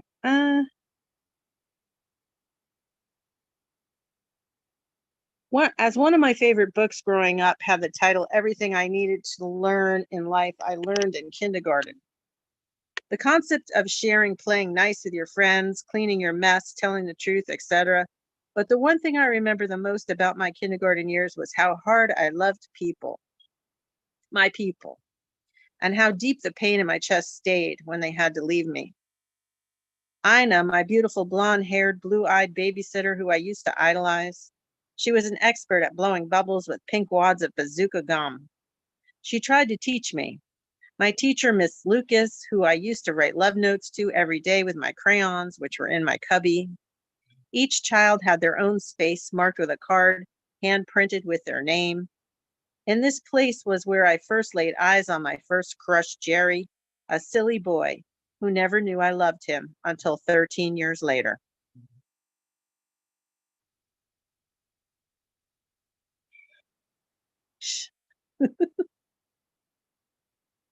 Should I keep going? Because you're making a feature about me? There's no... Yeah, I mean, you're not being forced to read either.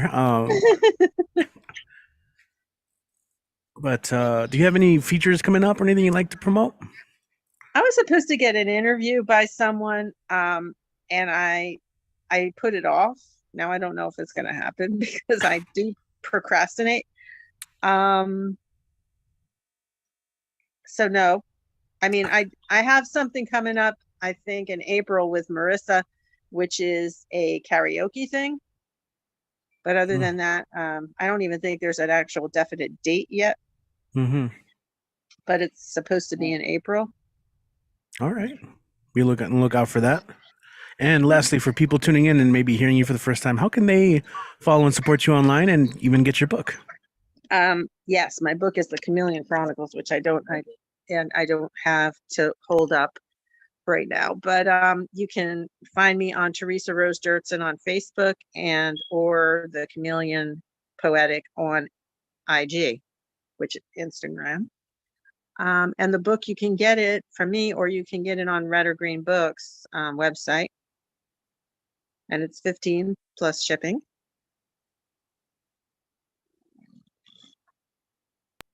Alrighty then, cool. Thank you, Terry. Terry Rose Jertson, everyone, the Chameleon Poetic, live on Monday night. Thank you. Cool. Awesome, awesome. All right, we're gonna go ahead and keep going. We just coming from Jersey, but now we're gonna step into the Bronx.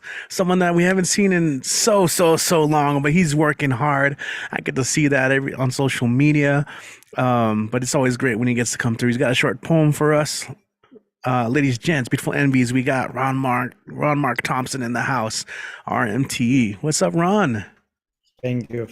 So glad to be back. Yeah, I haven't been faithful coming here in the last few months. My excuse is always when I do work at my other job right before, I sometimes get so tired afterwards, and there should be no excuse. I do watch you guys on YouTube sometimes, but I really have to give credit to Finn Bell. She hypes you and promotes you, and today she was relentless. She gave out the information like, this is where you sign up, come on over. So I'm like, there should be no I have to, what else I'm gonna do, just go to bed or whatever? No, so I'm glad to be back here, Richie. And Finn Bell is the one who originally got me, to BWOMS, like a year and a half ago when she interviewed you at the Poetry Global Network, and I'm like, and I came over. So thank you for having me back. Kid, I almost made it to the Tumblewords Projects workshop 2 or 3 weeks ago. By the time I got back from my laundry, I just had no energy, nothing. So thank you for sending me the info afterwards, though. I really appreciate it. I will try to make it on one of those Saturdays again. I can only try. So thank you, Kid. Really appreciate it. So I'm following Terry Rose Jertson. Yes, this is her book. Buy it if you haven't bought it yet. I met her in person at the New Rican Poets Cafe and on Governor's Island when she was there promoting her book at the Poetry Festival. By the way, the Poetry Festival returns back to the last weekend in July on Governor's Island in Lower Manhattan, New York City. I'm going to be there again. I know many of you who can make it to New York City will be there as well. So hope to see you again. And Terry mentioned the Poetry Global Network, Kaleidoscope Poetry. Very tough for somebody who didn't grow up with English to say. I also got that book. Congratulations, Poetry Global Network. Really appreciate it. But I'm going to read 2 short poems, 1 cover poem and 1 original poem. I'm going to start with the cover poem, On the Lady of the Night, Finn Bell, Some Days, Here, her book from 2017. I read a poem from that at her own cover poetry night last week at Fincapulary. I really enjoyed that. I'm going to read on page 73, which is part of chapter 5, Musings. And this one is called First Notions, again by Finn Bell. First Notions.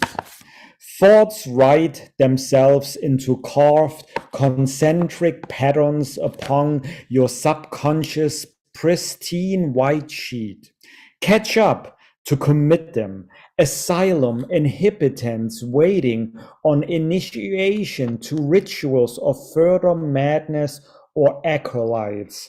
Virgin chase to an oracle, to a pyro. Burn those ideas. Pick at them swiftly while the carrion wears its blush mourning garment. Was a short 1-page poem. Very word intensive, very interesting. This has to be read like 2 or 3 times. Finn, congratulations, Buy Finn's book, even though it's from 6 years ago, you can still buy it. Contact her And I definitely recommend this. All right, and my last poem for and the next reading will be my last poem for the day. This one, and I'm sorry I'm cheating, Richie, but I'm not the only one doing it. On Mondays at the Neo Regan Poets Cafe, where I work at the online open mic, they do give out themes. Currently, the show is hosted by none other than Elemental, the poet, so he is continuing the wonderful tradition of Advocate of Words, who started the Monday night online open mics. And the theme that Elemental gave us today was jewels of life, or heirlooms. What are the precious minerals in your life? Any heirlooms that have been passed down to you. So I took it in metaphor, which that's what both Advocate of Words and Elemental always encourage us to do. So this poem is called My Jewels. And even though I wrote it for the New Regan Poets Cafe, the sentiment is the same for all the online organizations that I've been going to open mics, which is BWOMS, Fincapulary, The Word is Right, Art in the Basin, Poor Mouth Writers. I just went there in the Bronx a few days ago. My own organization, Bronx Art and Fun Up, the New Regan Poets Cafe, and many other places that really saved my life during the pandemic and made it possible for me to stay in a good mental health. So thank you guys for everyone. Here is the poem for everyone in the online community. My Jewels. I got no money and no bling. Neither hand of mine has a ring. No fancy necklaces stored at home on a plate. No Rolex on my wrist to impress a date. Any would-be burglar trying to rob me, no matter how kind, would be disappointed. There is nothing of value in my home to find. I got no Mercedes, no gold on my teeth, no cash under the floor hidden beneath. Instead, my jewels and jewelry are my friends and community. Being in their presence, I can feel secure and free. I treasure them more than any silver or any gold. They helped me through the pandemic, through the world. The community, they are my jewels I cannot live without. They are I devote my time with, there is no doubt. Their mental support is the heirloom I plan to pass down to my children.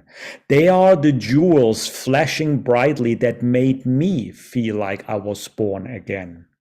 Their value cannot be expressed in grams or carats. Their kindness and power of the words is their merit. And these are my jewels. Thank you, online community.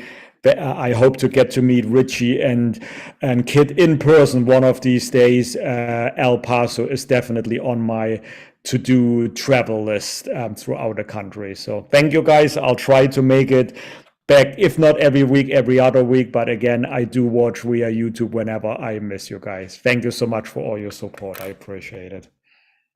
Awesome, man. Thank you for sharing all those pieces. And yes, the feeling is mutual there. We've missed you, but definitely get your rest. We get in trouble sometimes when we try and do too much. So, whenever you do have a little bit of time or you can't sleep, we are here, But yeah, RMT, I'm going to make plans still to make it to that part of the country as well, once I recover my money and stuff from this most recent trip. But it will happen. It will happen soon. Alrighty then. Thank you. Damn that money, that everything has to cost money to get anywhere though, man. This is why it's great to have this wonderful online, avenue here where we can meet for free.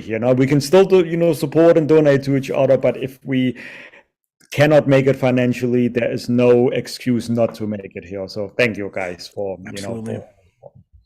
Thank you. Yeah, that's true. When places started opening up, a lot of people thought that these would end, but they're still going strong. And there's a lot of reasons why. This is still a great space for people. And we're still meeting people who are part of those scenes, and people still will always have something to say. So as long as people have something to say and express themselves, these places will exist, especially online. Because again, that solves travel issues. You can just do it from home. especially for people who can't usually make it out to places anyway. So we're here for you guys. And that was such a great tribute that you had read for these online spaces. So very cool. We'll have to link that up too later so people can check it out. Right now we're going to come back to El Paso. Is he still? Yeah. Okay. Just want to make sure he's still here. We've got Alan Martinez in the house.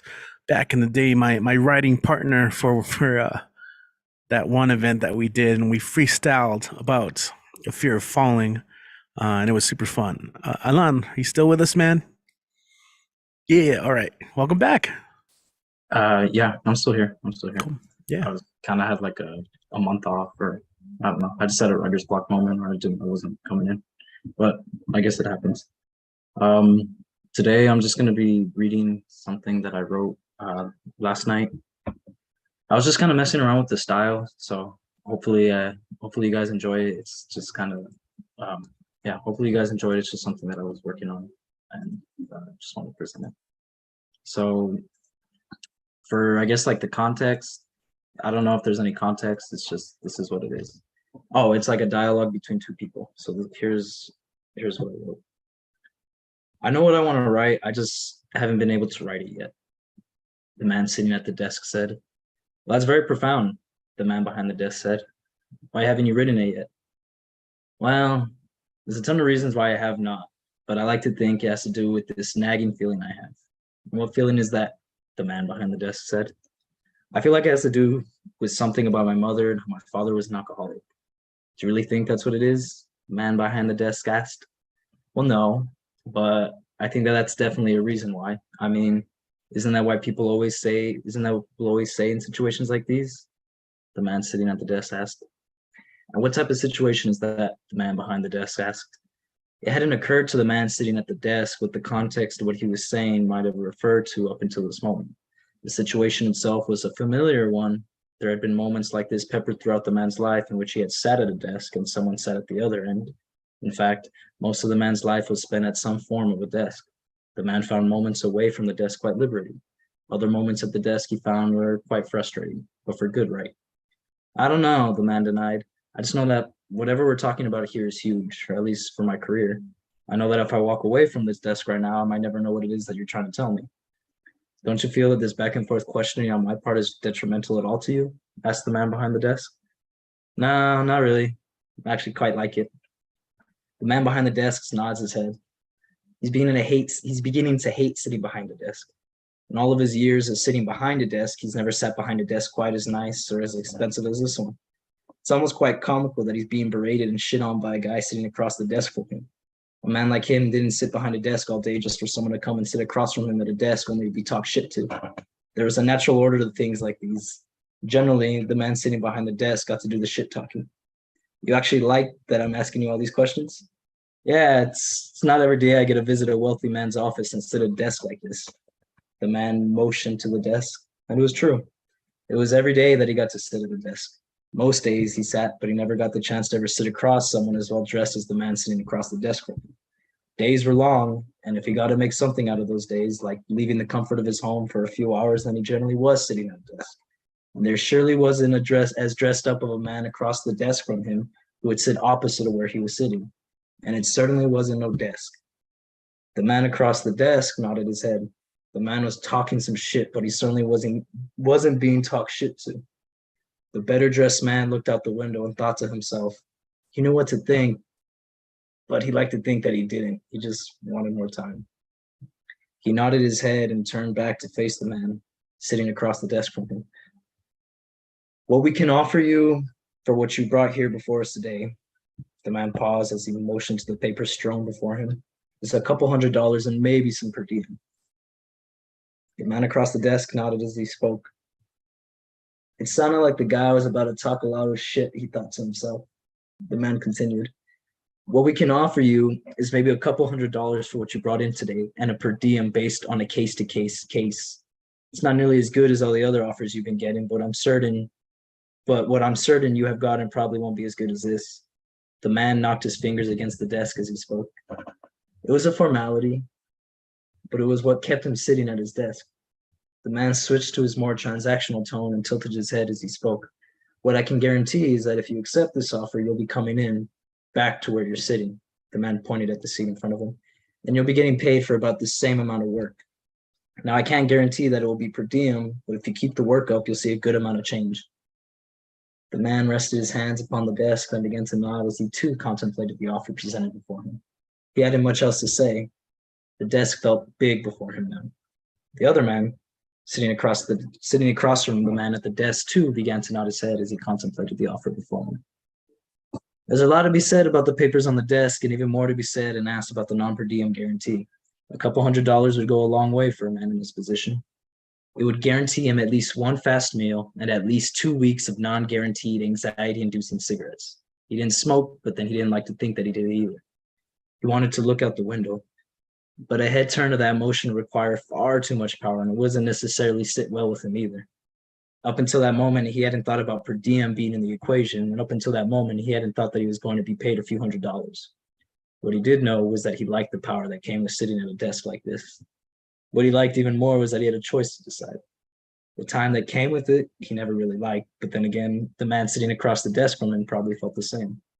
Fuck it, he thought to himself. A couple $100s, the occasional smoke, and a trip to the city was always better than sitting at a desk. It was always better than sitting at a desk at home. He liked to believe that he'd take that offer any day, and how he did like his trips to the city. I'll take that offer, but I want the per diem guarantee and a couple $100 every time I come through here. He had forgotten to stay humble. Now he was talking some shit, thought the man whose desk felt bigger than he was. We'll be able to do that, said the man as he knocked his knuckles against the desk. It didn't make a notable sound, but the sound was what you'd expect when you quickly wrap your knuckles against wood. The desk was solid, which meant that he was too. Come back in a week and we'll see if we can't get you that per diem. He extended his hand to shake and the man shook.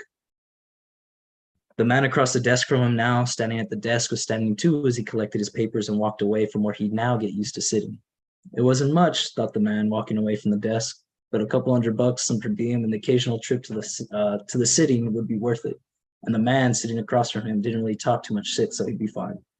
The man standing at the desk waited for the man to walk away before looking out the window. God, how he hated to sit, he thought to himself.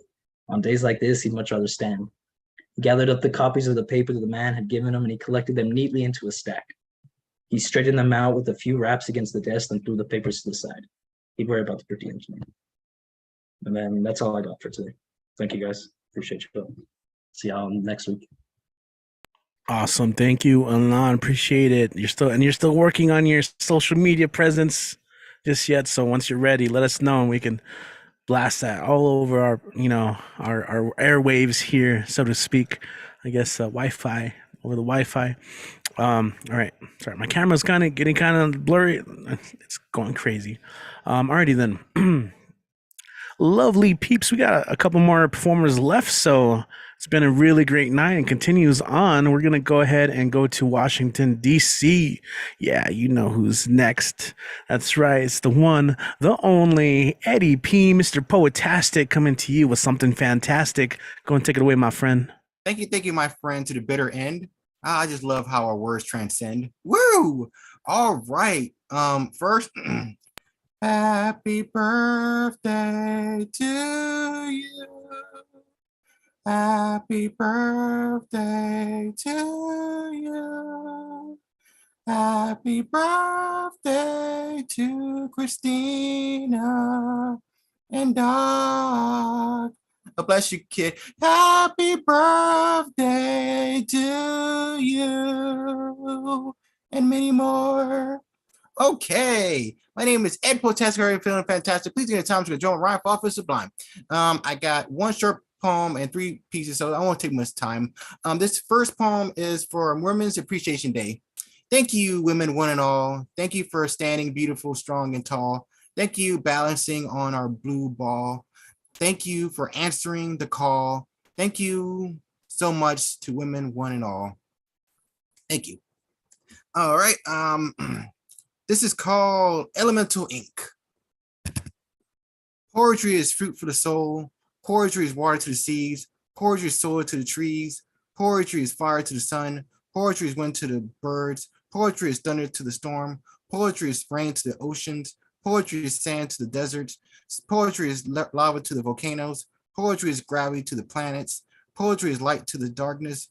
Poetry are the seas to the beach. Poetry is gasoline to a car. Poetry is touch for the deaf. Poetry is knowledge to a scholar. Poetry is zen to a monk. Poetry is stars to an astronomer. Poetry is God to a preacher. Poetry is work to a workaholic. Poetry are spells to a wizard. Poetry is a rod to a fisherman. Poetry is katana to a samurai. Poetry is pen to a writer. Poetry is philosophy to a thinker. Poetry is a book to a reader. Poetry is a plow to a farmer. Poetry are animals to a zookeeper. Poetry is food to a chef. Poetry is stage to an actor. Poetry is student to a teacher. Poetry is money to a banker. Poetry is clay to a sculptor. Poetry is music for a composer. Poetry is a ring to a boxer. Poetry is paint to an artist. Poetry is lyrics to a singer. Poetry is beat to a rapper. Poetry is a piano to a pianist. Poetry is oxygen to the earth. Poetry is hearing to the blind. Poetry is blood from me to you. Thank you. I got my other one. This is called Symphony of Poetry.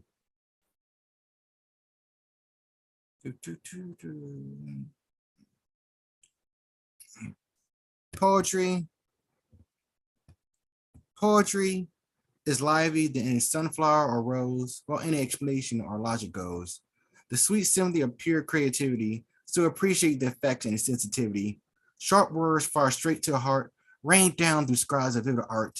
Each word is covering emotions like fishes dancing in the clear ocean, seeding a bouquet of colorful flowers, blossoming in a magnificent array of power, writing and reading like dancing and singing. The braid of word is only the beginning. Notebooks teleporting us into literary world, pages jumping off insightful and delightful spirals, shared by concrete and imaginative minds, lessons grow in very personal design. The pleasure of constant desirable writing, patterns of free verse, limerick, haiku, or rhyming, reinventing tales of new, personal, and old, posture them to shine like luminous gold. Oh, poetry, you allure me with your verbal melody, ears full of worldly fireworks of complete harmony. The lines sold in this ugly yet beautiful universe, flowing words of true verse going straight on course. Please downpour us a radiant sight of weather, shower us till we're redder or feel even better. Last but not least, this is called Bare Naked Truth.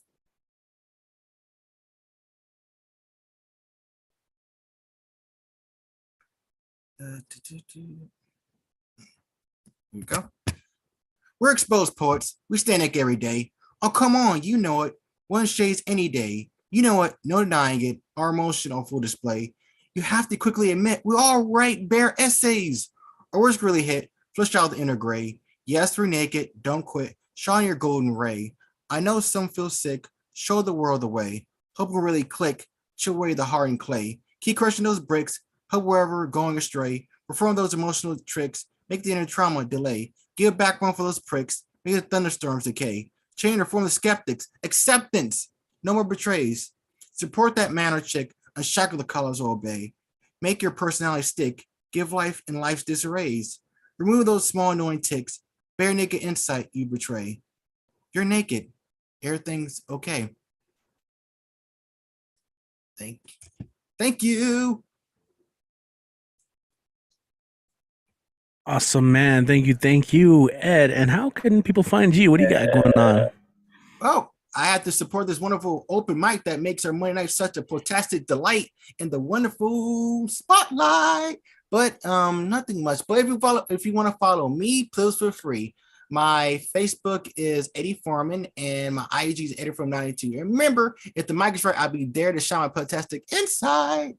If you send me a question, you take guest answers, yes. Hope we stay positive, safe, and blessed, and never stop speaking or singing the wonderful words inside your chest, and never stop feeling, doing, and being your best. Beautiful, beautiful, beautiful, lovely as always. Thank you. Thank you. Fantastic. Oh man, I did that thing again where I accidentally. All right, hold on. There we go. All right. Oh, we just had Nick Piliologos join the lineup, so stick around. He's going to be reading in just a moment, but right now we're going to go to Los Angeles and check in with Mr. Teso Somok, who's got a cool looking background there. Let's go and ship it over to him. Yo, Tez, what's up, man? What's up, Richie? Sorry, I've had to miss a couple of sessions, but I'm back. I did get my guitar fixed, but I did not. I was not able to. I need to share screen, please. I was not. I messed up something in my shoulder, and I won't be able to torture you with guitar today. So All right, should be enabled.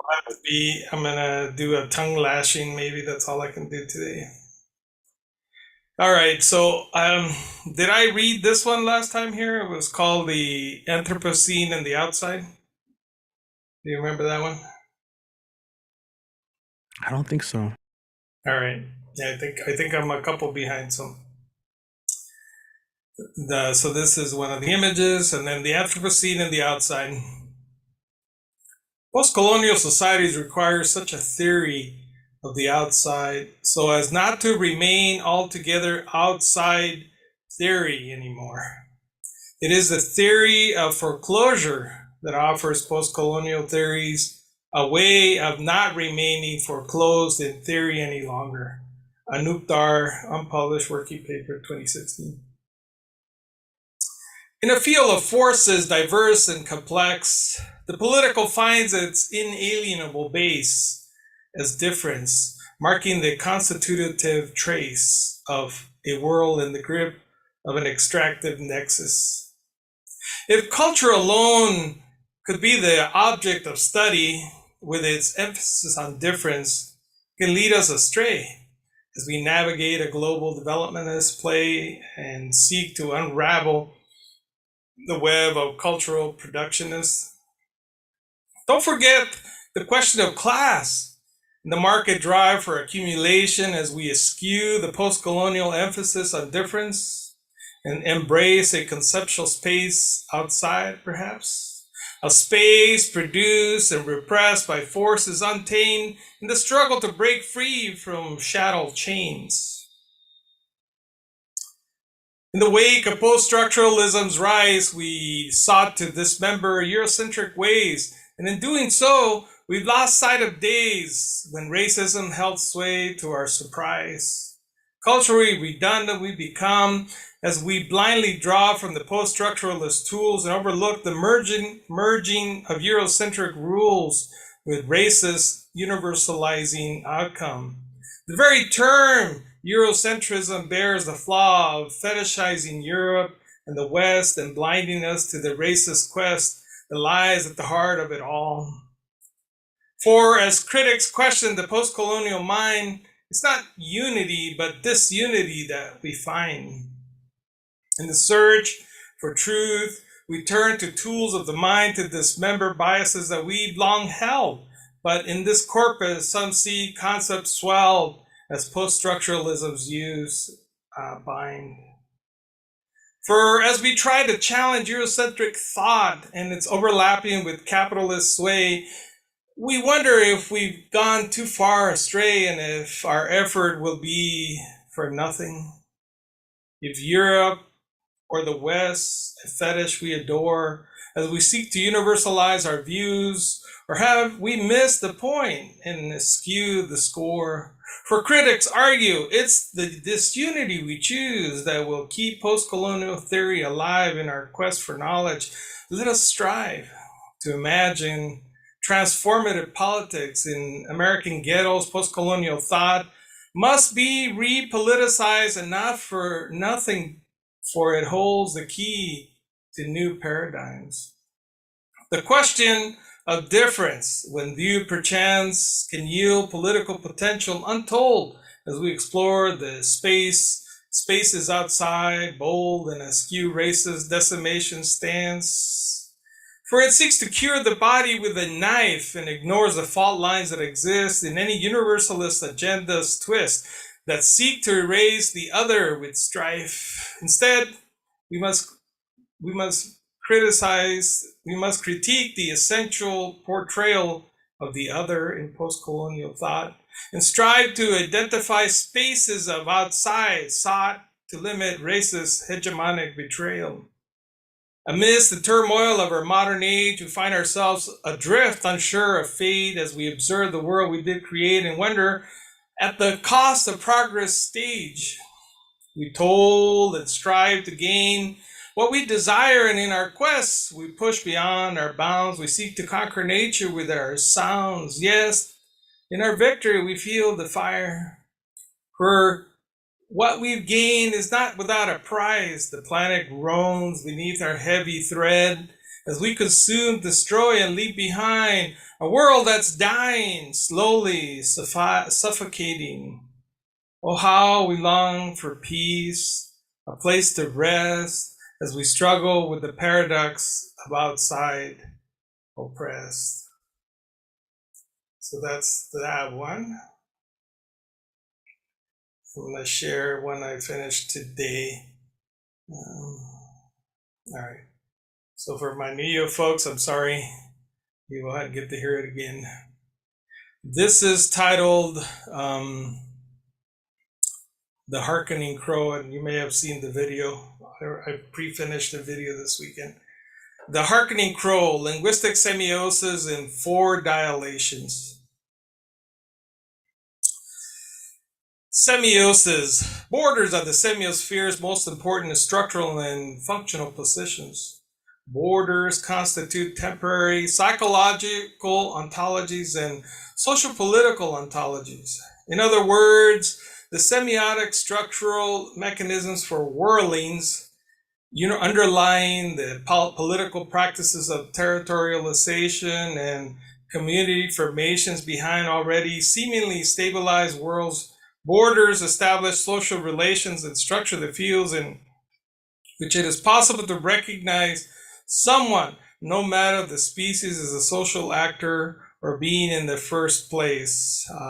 Otto Puttmeister et al. Semiosis is always at the border which operates, and I think a great example was, was it this morning that they were people were forcing their way through the El Paso, El Norte, the bridge on the north, where they were trying to rush the police there or the border patrol. I'm not sure which side it was, whether it was the Mexican border patrol or the U.S. border patrol, but anyway, here goes. In yonder post, there perched a crow so proud, enjoying dewy morning's gentle shroud, pondering where to find his next repast amidst the farmland at pistachios vast. He sits and hearkens for the darkling day, surveying the workers in their array. Helicopters spray the grass with care to feed the cows who graze without a care. The crow clucks away, a sound so sweet as sun's reflection off the copter's fleet, catches his eye and draws him in so deep into the darkness where his secrets keep. Oh, crow, thou art a creature of the air, soaring high on wings without a care. May thy flight be free and thy heart be light, as thou searchest for thy sustenance with might. Hay un crow aterrizando en mi fence post posado, disfrutando el morning dew, reflexionando sobre la búsqueda de comida en farmland, cubierto de pistacho trees, comenzando a blossom. Se sienta allí escuchando la oscuridad del día, meditando sobre el camino a seguir en su flight. Planeando su próxima tarea en el cielo, el crow sigue su camino siempre en sight. Un crow landed on my fence post without fear, perched enjoying the morning dew so clear, pondering the search for food in farmland so green, covered by pistachio trees just starting to glean. He sits there, hearkening the darkness of the day, surveying the Mexican farm workers in dismay. Pesticide helicopters spray the checks of Sudan grass for the cows that will soon come and be fed. The crow clucks away as the glitter from the sun reflects off the helicopter and catches his attention. Taken in by the darkness, he continues to watch as the helicopter eventually flies off his march. En mi fence post hay un crow landing disfrutando el morning dew perch en su lugar reflexionando sobre la búsqueda de alimento en farmland cubierto por pistacho trees en bloom. Hearkening la darkness del día, se sienta allí observando a los mexicanos en su trabajo diario. Los helicópteros de pesticidas rocían las praderas de Sudán Grass para las vacas y el crow hace clic en el aire. El resplandor del sol en los helicópteros atrae su mirada y su oscuridad lo absorbe. El crow sigue observando sin decir nada, elevando su vuelo en busca de su destino y su verdad. Yo, check it out. There's a crow on my fence post, perched on high, enjoying the mornings most, pondering where to find his next meal, farmland covered in pistachio, a tasty meal. He sits there, hearkening for the darkness of the day, surveying Mexican workers, hard at work without delay, helicopters spraying pistachios in the air, keeping cows fed without a single care. The crows cluck away, taking in the sights, glitter from the sun, reflecting really bright off the helicopters, shining in the sky, taken in by the darkness the crows can't deny. This bird flies high, bien marihuano, through the air, searching for comezón without a single care. May his flight be gratis and his heart be light as the crow continues on his endless flight.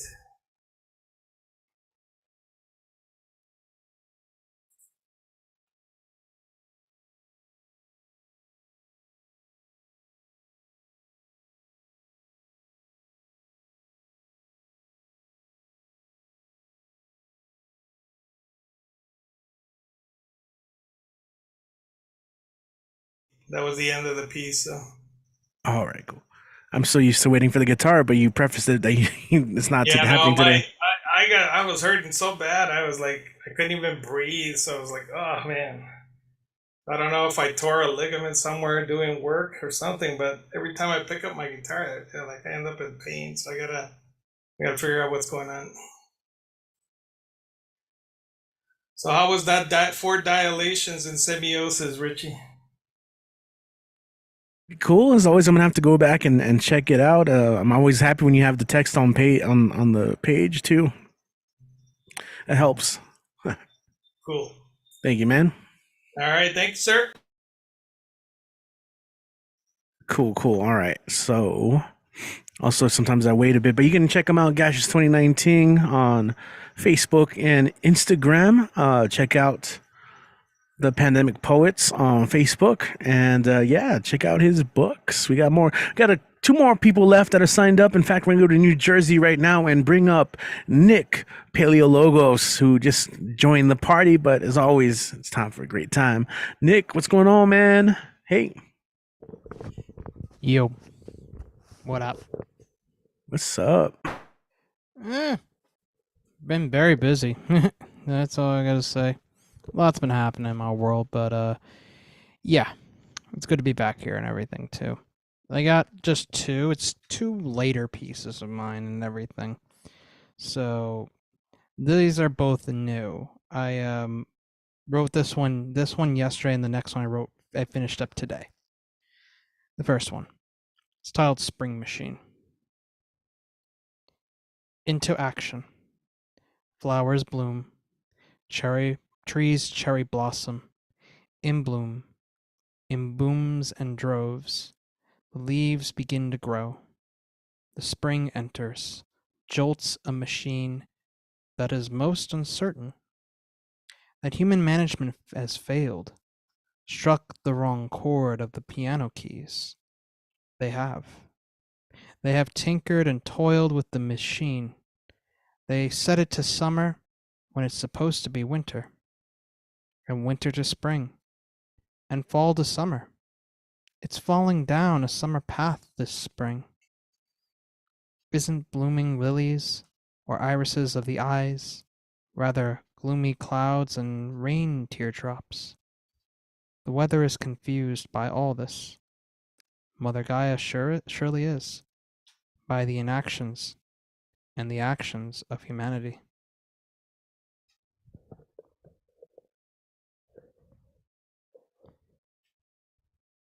And if you've been to the Warhol Museum, then you're going to like this one. And if not, I hope you enjoyed it anyways.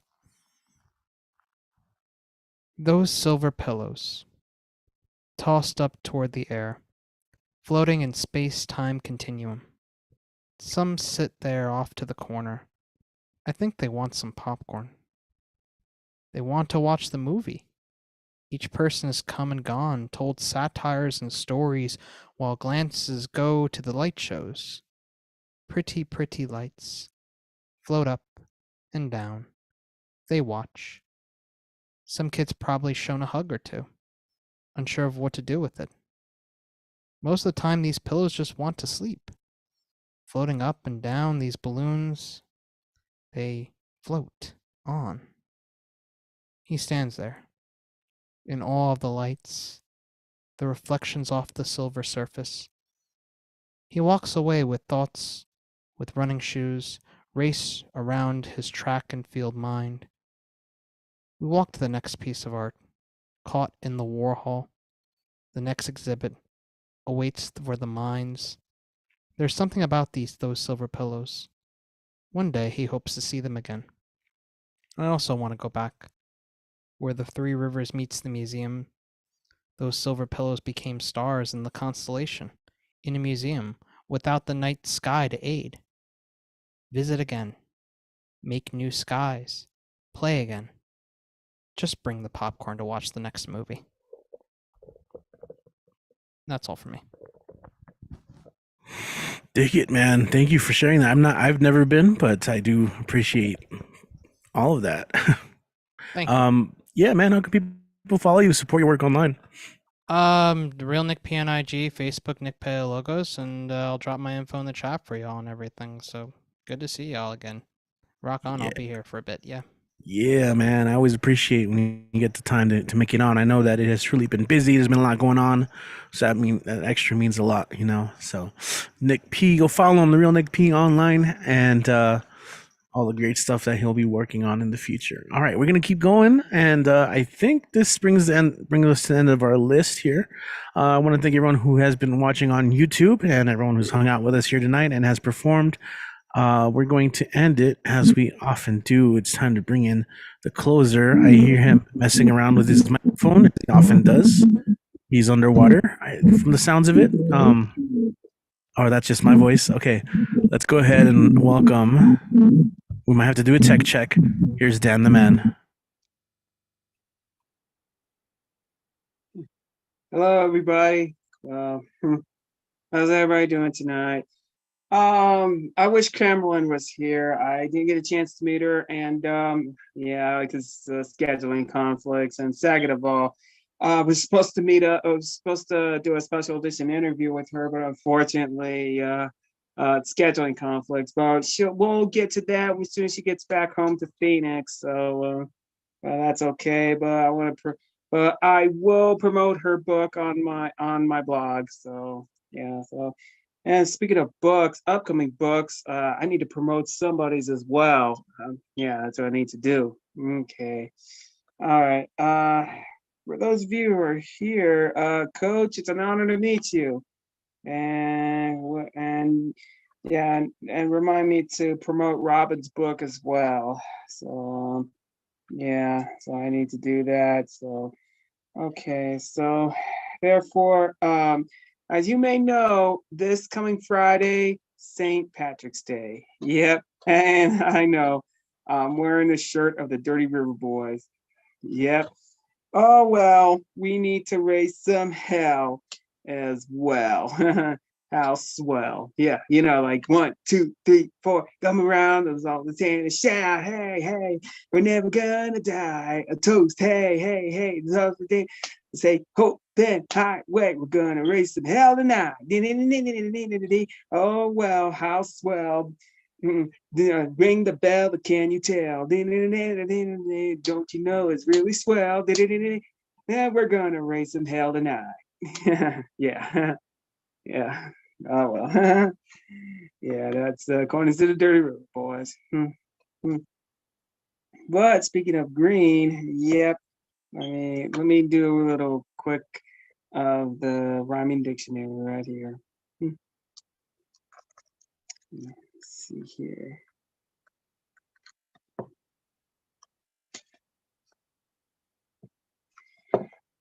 Yep, green. How does it feel to be? How does it feel? Like really mean and really squeal. It's something real green that needs to steal. Well, does it this green that needs to be appeal? Yeah, what a big deal. How really it's seen to be green. Yeah. Or green, well, not if you're the queen of the green or the queen of mean. Yep, that's something you can lean. Well, there's always the leprechaun on the scene, or you see the Lucky Charms on the screen. Yep, something to be seen. And I'm not talking about Charlie Sheen. Yeah. Well, there's always green. There's always blue and yellow in between, and blue and yellow plus green plus I'm sorry, blue plus yellow equals green. Yeah. Who do we see? Yeah, always green beans. Yep, St. Patrick's Day, wear green. Or it's sorry about your damn luck. Man, hold on a sec.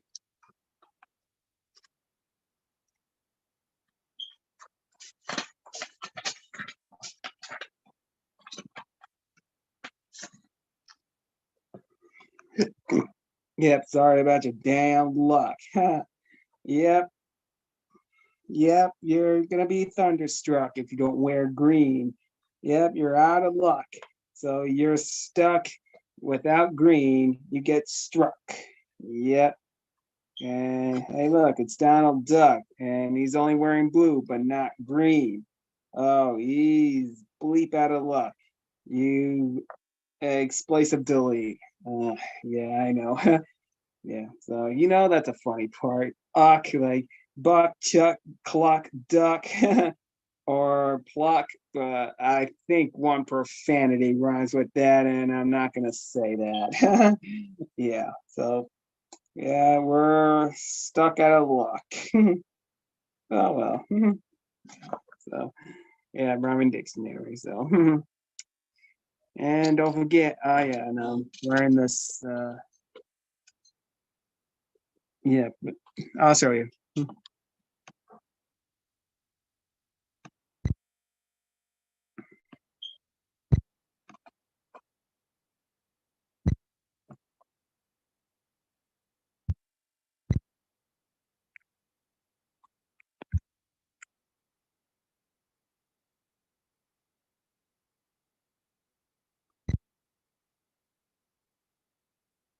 Okay.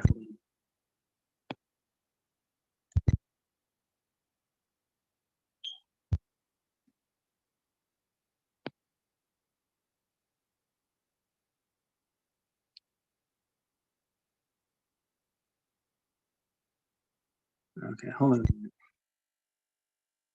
Where did I put it? I put it there.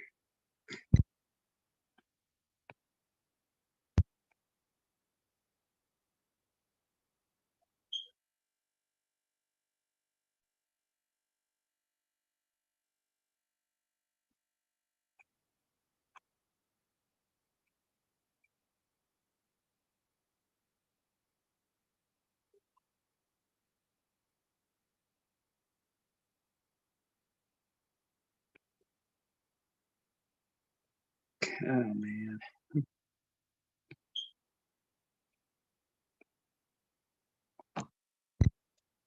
Here it is.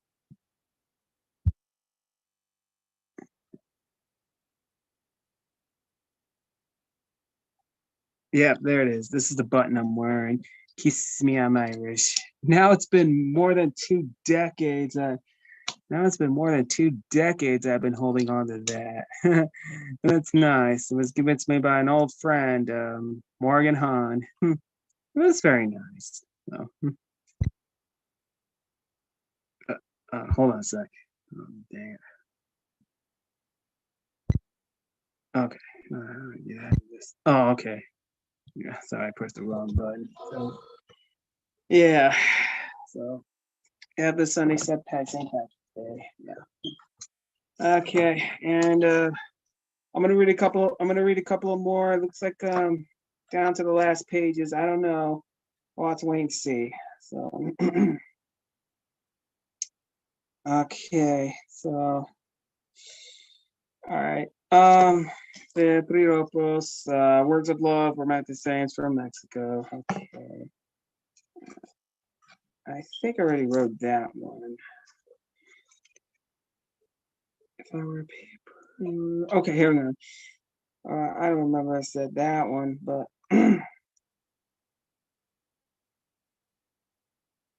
okay. Yeah, all right.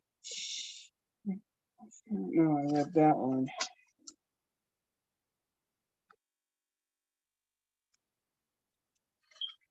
Okay. Ojos que te vieron ir, cuando te verán volver. These eyes that saw you leave, when will they see you return? Okay. Wait a minute. Oh, what the hell is this? It's weird. Sorry. Okay. Eres mi prenda querida. Esa es mi prenda adorada. Eres quiera paloma que canta en la madrugada. You are my dear love. You are my adored love. You are that beloved dove that sings in the morning dawn. That's beautiful. Damn. Okay. Okay, I got three more. Ni amor reanudado, ni chocolate recalientado. Love is it's never a tasty one, it's reheated. Okay. Gran amor, gran dolor. Great love, great pain. Okay. Okay. Escoge la tela por la trama y la hija por la madre. Pick the fabric by its weave and the daughter by her mother. All right, last one. La esencia al amor lo que el arre al fuego si es pequeño los apaga, si es grande lo aviva. Absence is to love, what air is to fire. A small one, it extinguishes. A great one, it flames. Okay, that's it. All right. Words of love, piropos, word romantic sayings from Mexico. Okay. Let me put the bookmark on this. Okay.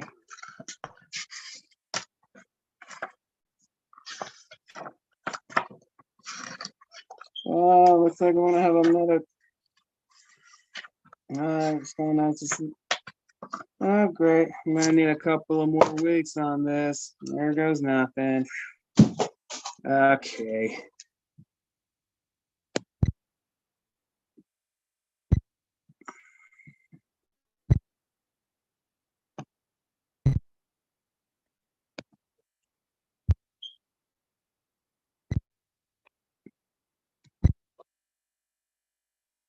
Okay. All right, here it is. Read it and weep it. I'm still behind posts on Twitter and Facebook, and Yeah, and I just uploaded the special edition featuring Kayla Gomez, the Olympic boxing champ. Yeah, I'll explain about that later. So, but most importantly, find Dan the Man's Weekly on YouTube. Subscribe. Don't forget to subscribe to my channel and hashtag Dan the Man's Weekly. I'm trying to catch up on Instagram, so just hang tight, guys. Yeah, I'm currently behind schedule. Still, it's a long story. So, looks like I'm going to be delayed on the book release, but I'm still not yet halfway done on the writings. So, it's a long story. It's going to be a long shot. So, okay, guys. So, don't forget St. Patrick's Day this Friday. You know what to do. Okay. Yeah, look at the Irish. Oh, yeah. Just don't drink and drive. Okay. All right, guys. Richie, hope to see you Thursday at the Capri. So we'll have to wait and see. Okay. All right, let's we're waiting for one more or we're done. I think we're done. If not, just let's go ahead and call it a night. Okay. All right, guys. Happy St. Patrick's Day.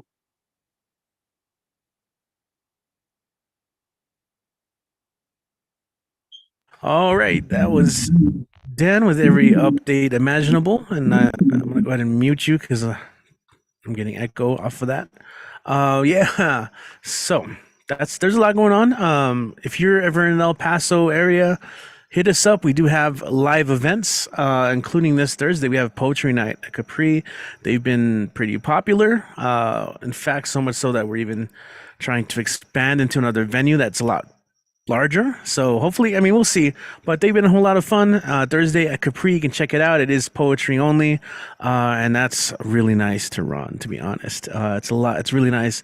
But other than that, we do have a couple other mixed open mics in the following weeks to end out the month. And of course, April is Poetry Month, so we got a lot more coming on. As always, we're here every Monday. If you want to sign up, just follow us, Barbed Wire Open Mic. You can also subscribe to our YouTube channel. When you subscribe and you click on the bell for notifications, you'll be notified whenever we go live on these Monday live streams. But for that, we'll go ahead and close out tonight. I don't have anything to read, but I have a lot of cool poems that I picked up this weekend when I was in Seattle for AWP, the Association of Writers and Writing Presses. Lots of cool connections that were made. So I'll see you guys next week. You can follow me on Instagram, Deadwall Reveries. And we'll see you next time. This is it for the live stream. Peace, everyone, and have a good week. All right. Have a great week. Later.